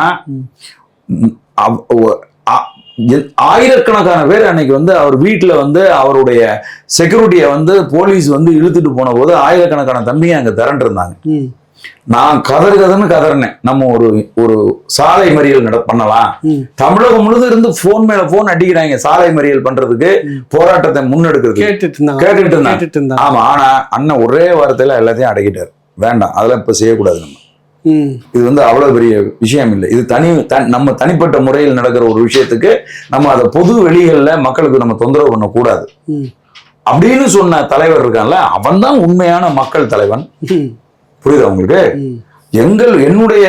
என் மீது தனிப்பட்ட முறையில் வந்திருக்கக்கூடிய ஒரு விஷயத்த பொது விஷயமா மாத்தி பொது ஒழுங்கை நீ சீரழிக்காத, பொது ஒழுங்கு அரசியல் அதை அரசியல் ஆக்கக்கூடாது, சாலை மறியல் பண்ணா மக்கள் பாதிக்கப்படுவாங்க அப்படின்னு. அதே மாதிரி வந்து அன்னைக்கு வந்து நெஞ்ச நிமித்திக்கிட்டு ஒரு ஆள் வந்து பேசினாரு. என்ன பேசினாருன்னா, நல்ல தாய் தகப்பனுக்கு பிறந்திருந்தேன்னா வா அப்படின்னாரு. டேய், 5000 பேர் திரண்டிருந்தோம்டா வீட்டுல. அன்னைக்கு பிரியாணியே 5000 பேருக்கு நாங்க சமைச்சு போட்டோம். நீ காசு கொடுத்து ஒரு 4 பேரை கூட்டி கொண்டாந்து ரோட்ல நிறுத்திட்டு வெக்கம் கட்டவங்கள வே அப்படின்னா வந்திருந்தோம்னா சுக்கு சுக்கா போயிருப்பீங்க. என்ன நினைச்சுக்கிட்டு இருக்கிறீங்க? காவல்துறையை கேளு, எவ்வளவு பேர் ரிப்போர்ட் எழுதியிருக்கான்னு கேளு, தெரியும். ஒரு மிலிட்டரி மாதிரி இருக்குது நாம் தமிழர் கட்சி. சும்மா உக்காந்துக்கிட்டு வாய் இருக்குங்கிறதுக்காக பேசிட்டுலாம் இருக்காதீங்க. அடிச்சு நொறுக்குறதுன்னா வந்து தூள் தூளா பண்ணிட்டு போயிருப்போம் அன்னைக்கு அந்த வீடு முற்றுகை போராட்டத்துக்கு. அண்ணன் வந்து சொன்னதுனால வீட்டை விட்டு அந்த பக்கம் போகாம எங்க காம்பவுண்டுக்குள்ளேயே அந்த 5000 பேர் இருந்தான். 5000 பேருக்கு சமைச்சோம், பிரியாணி சமைச்சு போட்டான் எல்லாருக்கும். பாப்பா மதியான நேரம் சாப்பாட்டு நேரமாச்சு, உட்காந்து பேசிட்டே இருக்கட்டும். நம்ம இன்னொரு முறை சந்திக்கலாம் நம்ம. ஆமா, அதனால நான் வந்து நம்ம தம்பிங்க திருப்பூரில் இருக்கக்கூடிய சமரன் உள்ளிட்ட தம்பிகளுக்கு நான் ஒரு வேண்டுகோள் என்ன வைக்கிறேன் அப்படின்னு கேட்டா, ஜனநாயக ரீதியா எல்லாத்தையும் வந்து அணுகுங்க. என்கிட்ட சொல்லிட்டீங்க, களஞ்சியத்துக்கிட்ட சொல்லிட்டீங்க, களஞ்சியம் நடவடிக்கை நான் எடுத்துட்டேன். நான் வந்து ஏர்போர்ட் மூர்த்திக்கு நானும் சொல்லிட்டேன், எங்க கட்சி தலைமையும் சொல்லிடுச்சுன்னு நாங்க சொல்லிட்டோம். அதுக்கு அப்புறமா நீங்க இந்த செய்தியை இந்த நிகழ்ச்சியை நீங்க செஞ்சிருக்க கூடாது. அப்படி செய்யறதுன்னு நீங்க முடிவு பண்ணிட்டு இருந்தீங்கன்னா என்கிட்ட நீங்க சொல்லிருக்க. அப்ப நீங்க என்ன நினைக்கிறீங்க? நீங்க எனக்கு அதுதான் வருத்தமா இருக்கு. அப்ப என்கிட்ட ஏப்ப அந்த கவனத்துக்கு கொண்டு வந்தீங்க? திட்டமிட்டுட்டாங்க, ஆனால் நாங்க வந்து சொல்லணுன்றதுக்காக உங்ககிட்ட சொல்லி இருக்கிறாங்க. ஆமா, அப்ப ஏர்போர்ட் மூர்த்தி அந்த நிகழ்ச்சியில வந்து உட்கார்ந்துருக்காரு. இந்த வெளியில நடக்கிற இந்த சம்பவங்களை அவங்க ஊருக்கார தம்பிங்க 100-200 பேர் வந்திருக்கிறான். அவன் வந்து சொல்றான், அவருக்கு வந்து அண்ணன் அவருக்கு பக்கத்துல உட்காந்துருக்காரு. அண்ணன் கிட்ட அவர் வந்து சொல்றாரு. இப்ப அண்ணன் என்ன நினைப்பாரு? திருமாவளவனை பற்றி, விடுதலை சிறுத்தைகளை பற்றி என்ன நினைப்பாரு அவரு? என்னடா பஞ்சமி நிலத்துக்கு நம்ம போராடிட்டு இருக்கிறோம், இங்க வந்து தகராறு பண்ண வந்திருக்கானுங்களா, இது நாகரிகமா அப்படின்னு நினைக்க மாட்டாங்களா அவங்க? கட்டாயம் நினைப்பாங்க. நீங்க வந்து இப்ப ரகலை பண்ணிட்டு இருக்கிறீங்கிறது உள்ளுக்குள்ள எல்லாம் உட்கார்ந்து இருக்க மக்கள் இருந்து அத்தனை பேருக்கு போராட முடியல, போராடணும், போராட வேணாம், கலகம் பண்ணா என்ன அர்த்தம்? உன் வீட்டுக்கிட்ட வரும்போதுதான் அடிப்பியா இருந்து? எங்க ஊர்ல எல்லாம் ஒரு எத்திக்ஸ் இருக்குன்னு, அது என்னன்னு கேட்டீங்கன்னா, எதிராளி வந்துட்டாலும் கூட எதிராளி ஊருக்குள்ள வந்தான்னா அவனை ஊருக்குள்ள வச்சு அடிக்க மாட்டாங்க. அடிச்சா ஊருக்காரெல்லாம் சேர்ந்துக்கிட்டு நம்ம ஊருக்குள்ள வந்தவனே எப்படிடா நீ அடிச்சான்னு கேட்பாங்க. இதெல்லாம் இவங்களுக்கு எல்லாம் தெரியாது. நான் என்ன கேக்குறேன், திருப்பூர் ஒரு கோட்டை தானே, அங்க இருக்கிற பஞ்சம் நிலத்தெல்லாம் அந்த நாக்கியாட்ட இருக்கிறது, ரெட்டியாட்ட இருக்கிறதெல்லாம் போய் படைய திரட்டி போய் மீட்டர் அங்கெல்லாம் போக மாட்டோம். நாங்க அங்க போன சிக்கல் பிரச்சனை வரும், லேண்ட் ஆர்டர் பிரச்சனை வரும், கவர்மெண்ட் கெட்ட பேர் வரும். கவர்மெண்ட் கெட்ட பேர் வந்துச்சுன்னா எங்களுக்கு கெட்ட பேர் வரும். எங்களுக்கு கெட்ட பேரும் கவர்மெண்ட் கெட்ட பேரும் ஒண்ணு இதுல அவங்க லாவகமா என்ன சொல்றாங்கன்னா, ஏர்போர்ட் மூர்த்தி வந்து நாம் தமிழர் கட்சி மேடையை பயன்படுத்தி திருமாவை திட்டுறாப்புன்னு. எங்க மேடையில பேசுறத விட யூடியூப்ல கழுவி ஊத்துறாரு. அங்கதான் கொஞ்சம் மட்டுப்படுத்தி பேசுறாரு. சரி, சாப்பிடலாம், டைம் ஆச்சு. ரொம்ப மகிழ்ச்சி. வணக்கம்.